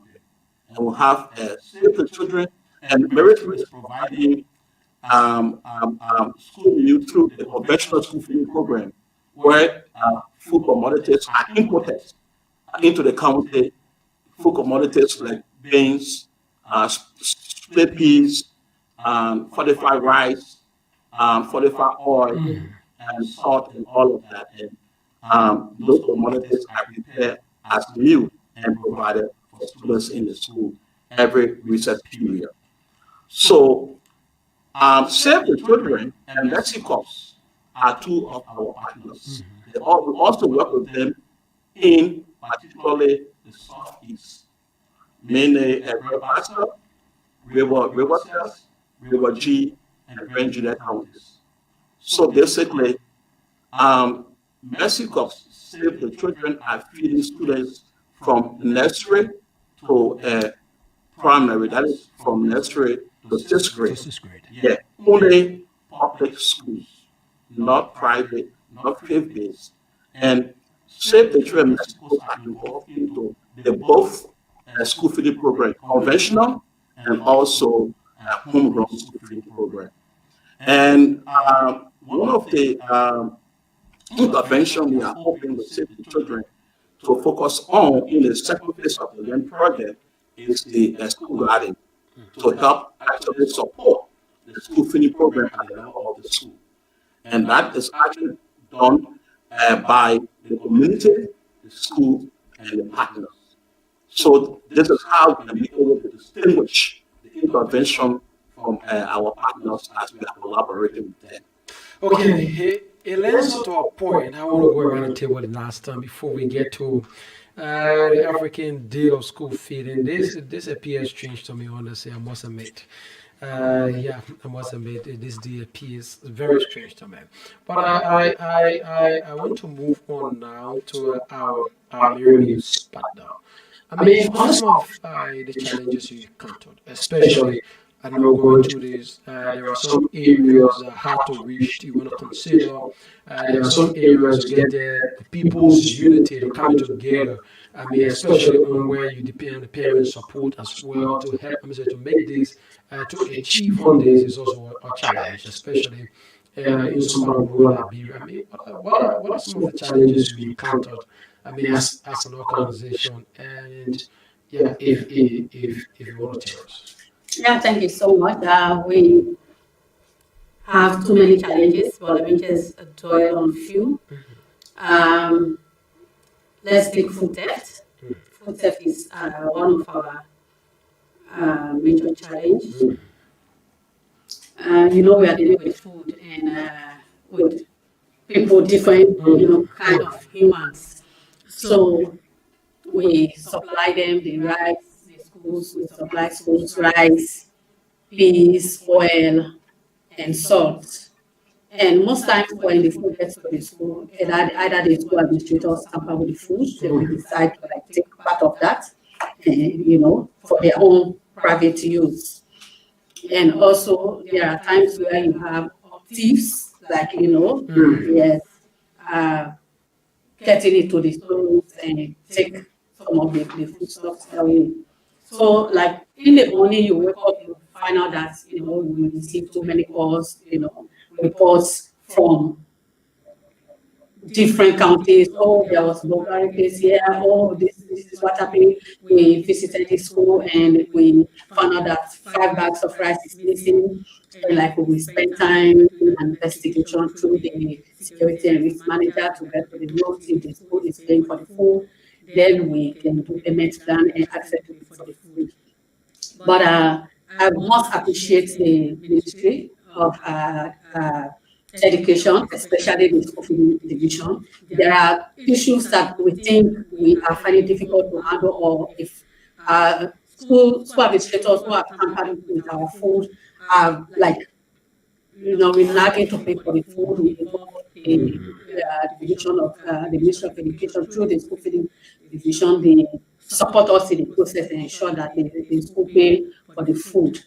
Another challenge is the ownership of the school feeding program by some community members. Even though when you look at the statistics, like we really have, most of the communities trying to embrace the school feeding program, supporting full time, but also there are other communities that we struggle with. Yeah, to actually support the school feeding program. There are some schools, some visits you do, we found out that it's no cooking. And when you have the vegetable wood, oh, the cooks are not, in school today, they did not come today to cook.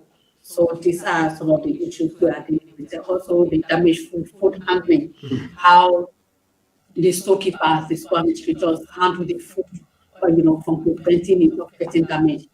There are some more who experience a lot of damage reports. And sometimes you visit some of the stores, you find out that there are bugs there, the way they handle the food, the way they pack the food, no ventilation all the time, and other things. So these are just few challenges that we are going through. And then we move to save the children. It is equally important we gather from you as well in terms of the challenges you encounter, especially for you in some hard to reach counties, the Grand Judah you reference. I mean, how is it with you?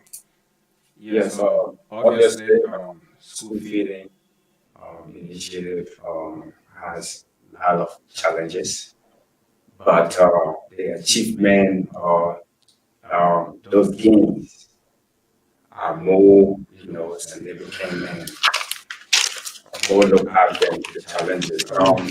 Since, as I said, Secretary began 2017, one of the major challenges I hit the project was the outbreak of COVID-19 in Liberia, which has affected every aspect of life, including education. So providing school feeding can only happen when schools are open and students are going to school. But the impact of COVID had allows students to converge on campuses. So that means the projects were halted, and then we already had communities in country. However, the land project was able to derive other means to get commodities to beneficiaries. So in collaboration with the Ministry of Education, those commodities were distributed as take-home rations. I was giving dry rations to beneficiaries in general. So that, to some extent, negatively affected the objective of the project because those commodities, most of them should have been used as coffee. And then the aspect of the road, that is actually a major challenge considering the counties that Save the Children is implementing. As I mentioned earlier, Nigeria, specifically. Grandmaster is much better, Lagos as well. However, as a way to address that, the project is always proactive in terms of pre-positioning commodities to schedule, where we have one, the Save the Children has one of its stock warehouses. So from there, subsequently, commodities are delivered to the various school for continuation of budget activity. And my colleague from Liberia-VOL spoke about food theft, which obviously should be a major challenge because, like the LEM project, provide the staple food of Liberia at the various schools, which is rice, beans, millet, and then beans and oil. But For the start of Save the Children, over the years, we have worked with the Ministry of Education to put in measures that have mitigated the aspect of food theft.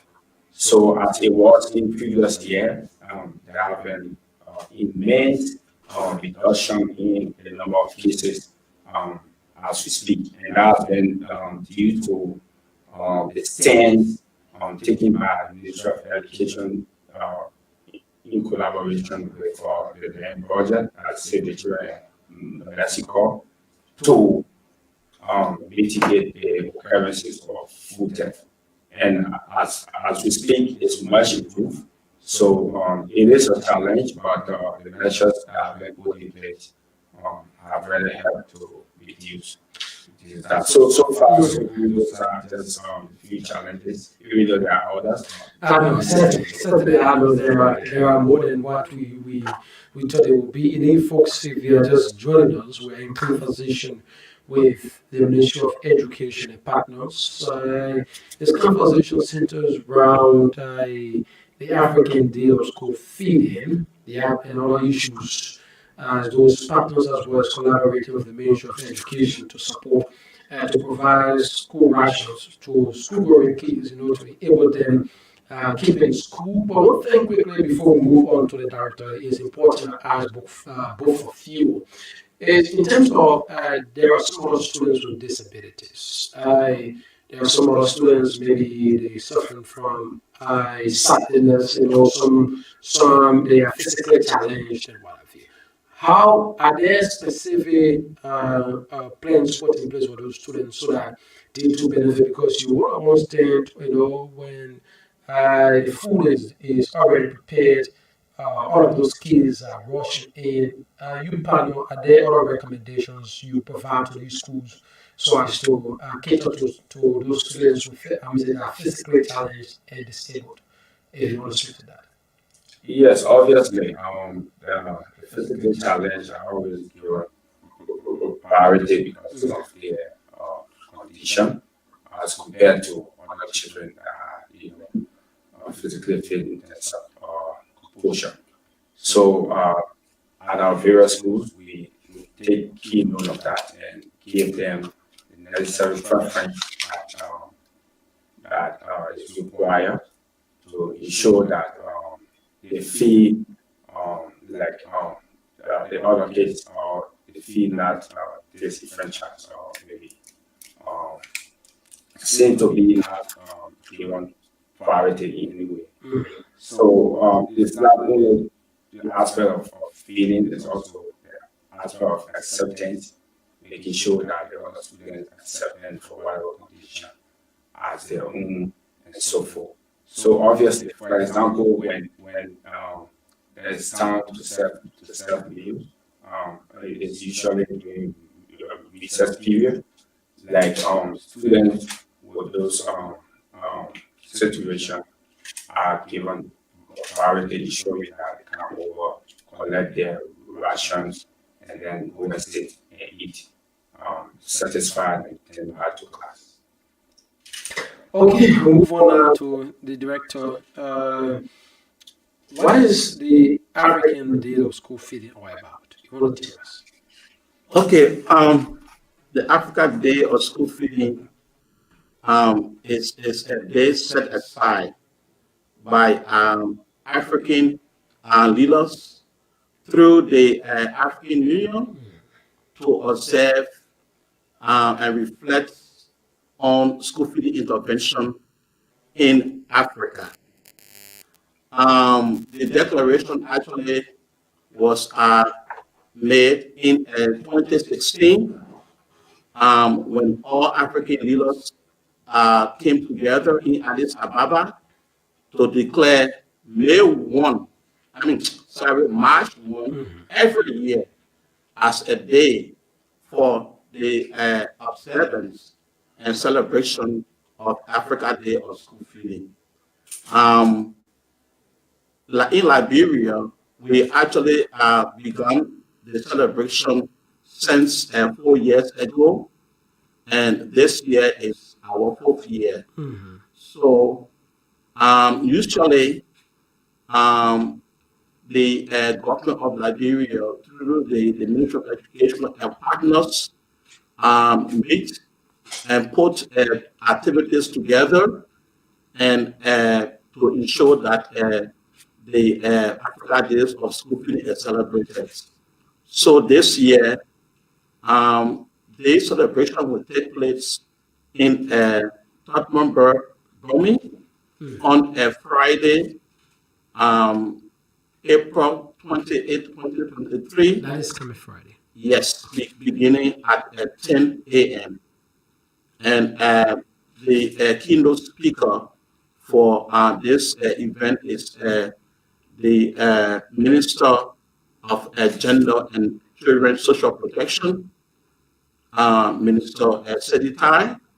And then they will also have the Finance Minister making a statement, the Minister of Agriculture making a statement, also the Minister of Health.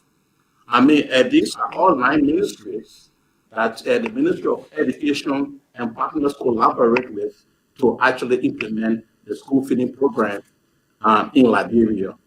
So, like I said initially, the African Union set this day aside to actually commemorate the Africa Day of School Feeding event throughout Africa, and then the day is celebrated on March 1 continentally, and then each country plan its own program to observe the day.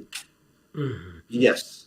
So during the program, we will have students participating, okay, where they will be able to demonstrate by actually reciting recitation. There will be a drama by students. There will be the declaration by one of the students, and also we will have a statement made by our partners, by the government officials, by officials from embassies near Monrovia, including the embassy of China, the American embassy, the Swedish embassy. I mean, all partners that are actually involved to the support of school feeding are going to actually attend the program to actually observe the day and ensure that school feeding is actually done in Liberia. Now, the focus of the West African leaders is that we should do in Africa homegrown school feeding. And that is food grown in your country, prepared and provided for students while in school.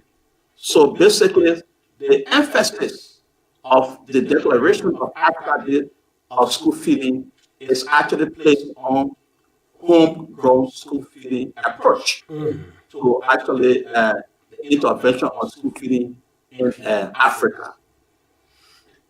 And exactly it tells that this is a very, very elaborate program. You want to tell us, is there a team selected for this year, a national team, or perhaps the general team that is this year's celebration will be held on? Yes, like as I said initially, the focus of the Africa Day of School Feeding is promoting homegrown school feeding in Africa, and Liberia is not excluded.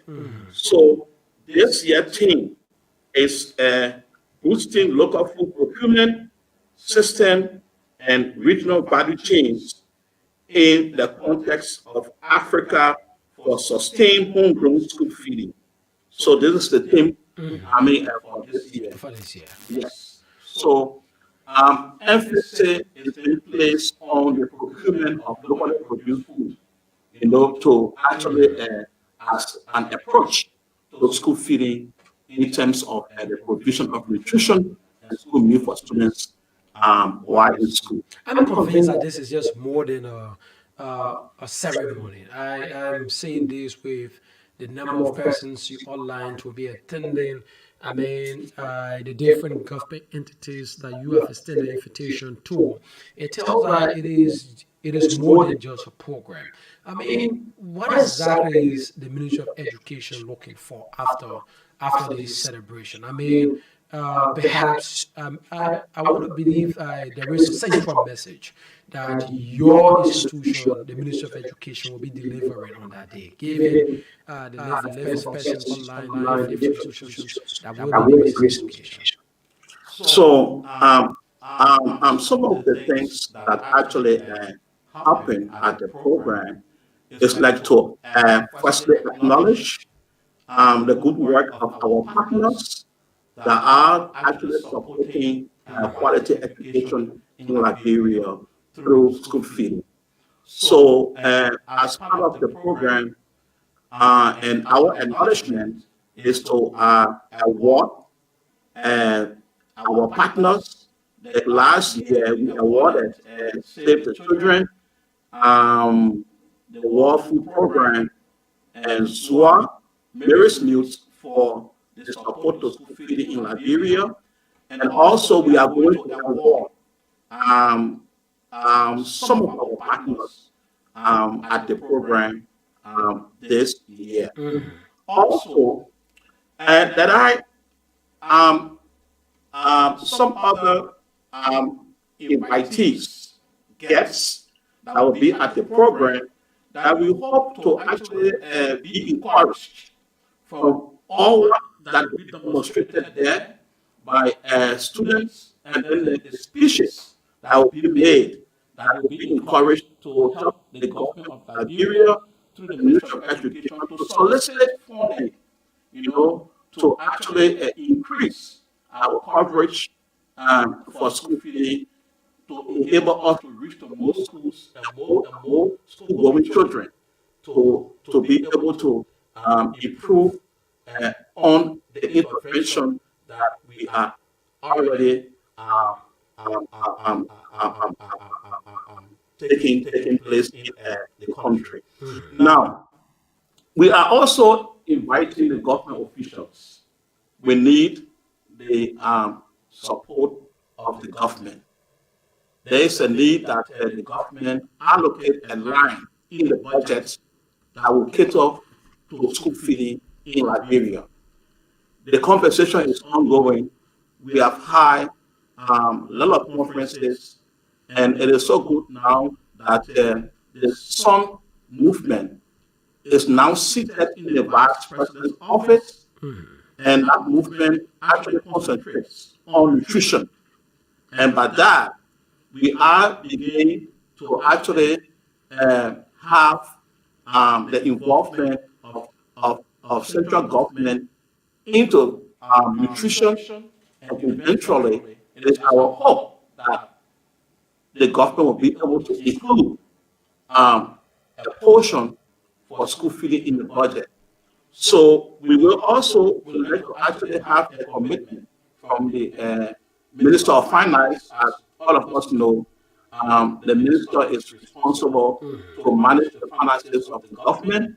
It is our hope that we will actually, at the program, get a commitment from him or his proxy to actually be able to encourage our partners and to be able to be committed to including a line in the budget for nutrition and school feeding interventions. Do you see, there is a discussion quickly before we open the phone lines, maybe we take one or two calls, if any. Do you see your organization being honored on that day? Oh, sure. I followed up on the director says he will be honoring some of the partners. So I take keen interest in asking the both of you if you see your organization that will be honored as well. Yes, obviously, for the immense impact or contribution to school feeding, Save the Children tends to be honored tomorrow, on Friday, right? Does it come as a surprise to you? As you said, we were honored last year, so honoring this year is just obvious. It is folks we take one or two calls 0770 907 907 0880907 If you have concern, question, you could just ask them quickly. We'll talk to this person. Good morning. Thanks for joining us. Yes, good morning, Mr. Harris Billings, and good morning to the voice of the family. Good morning to your studio guests in studio this morning. Quickly, Thank you very much. By the way of introduction, I'm Alfonso A.F. Kamara calling from District Number 10 to be preserved and join this conversation from a peaceful resident transformer community. Thank you. I want to tell the director in studio along with his co-workers.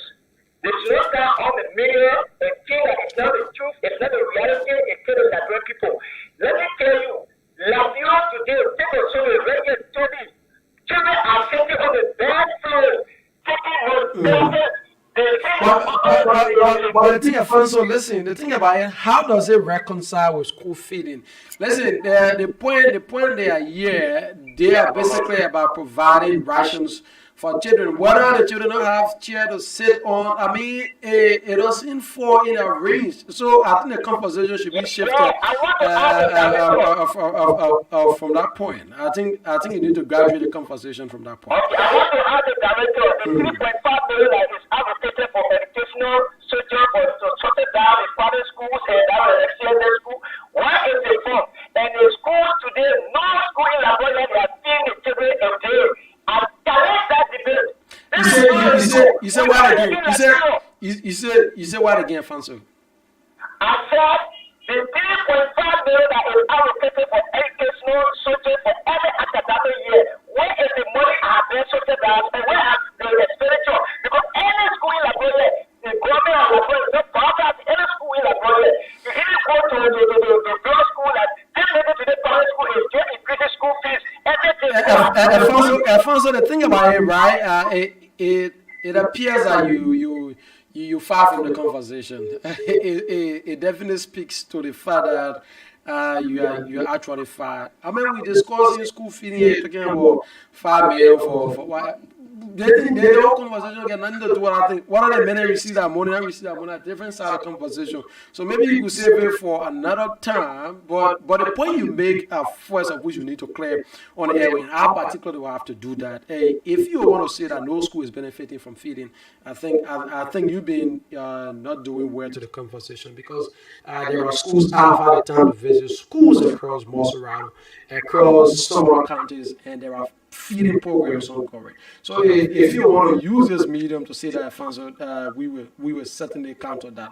That of which is not in we will entertain that. We're going to move quickly now. I'm being told we left 2 minutes quickly. We'll run the table before we close up on this conversation. But there's just one important thing I need to ask the director. In terms of the media coverage on the day of the program, how is it? How is her relationship with the media, especially on that program? It appears to be a very significant one. How are you working things out?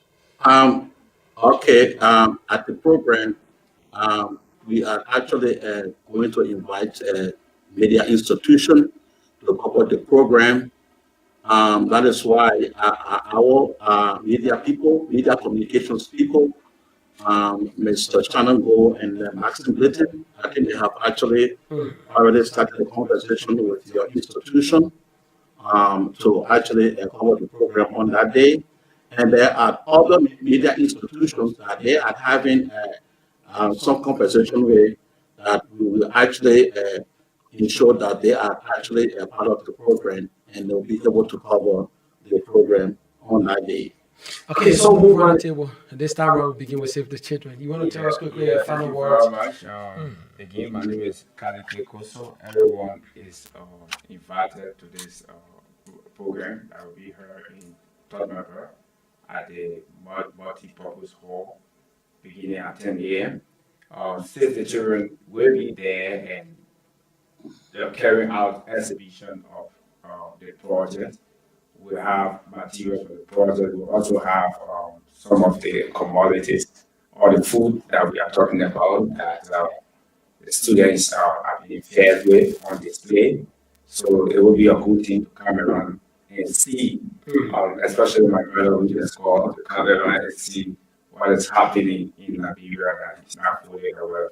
So thank you very much, and we hope that this program is going to bring a change lasting change in our school feeding workflow. Thank you. We move on to Mary's Mills, Liberia. Can you tell us quickly? Yeah, so Go on. while giving overview of Mary's Mills, I think I mentioned donation. So I want to encourage everyone, if you check Mary's Mills, like people are donating all over the world. That's the reason why we are feeding over 2 million children. So I will encourage everyone to donate. You are free to donate. You can visit our website, www.marysmills.org, and you click on the donate button. You will follow the instructions. Or if you want to get more information, you can email. You use this address, info, all in small letters, info@marysmills.com, if you want to get more information on how you can donate to Mary's Mills and other information that you want to get together with feeding children in Nigeria. Thank you. Thank you. They will close up with the director on this conversation. Finally, before we take leave of you. So, on behalf of my colleagues, I would like to say thanks to you for your invitation. This is worthwhile. We have actually adequately informed the public about the work that we are doing, particularly with school feeding intervention.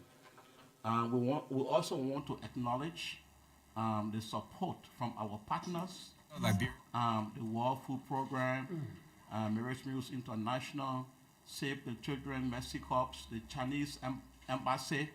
They are all providing support to the Ministry of Education in order to provide quality education for the children of Liberia. We also would like to invite everyone to the event that will actually be held in November on Friday. Come and see the demonstration from the students, and speeches also will be made there. Commitments also will be made there to enable us to promote school feeding in Liberia.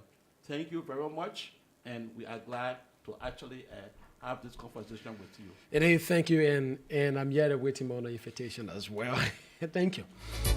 And folks, this is all the time we ought to be with you on this edition of Good Morning Liberia. It has been a fascinating time. Folks from the Ministry of Education and partners been our guests on the second and final segment. I talked to you when I talked to you. That's going to be on tomorrow morning with yet another edition of the program Good Morning Liberia. Until then, this has been a Harris Esbele presentation. My name is Harris Willie, saying have yourself a God bless morning.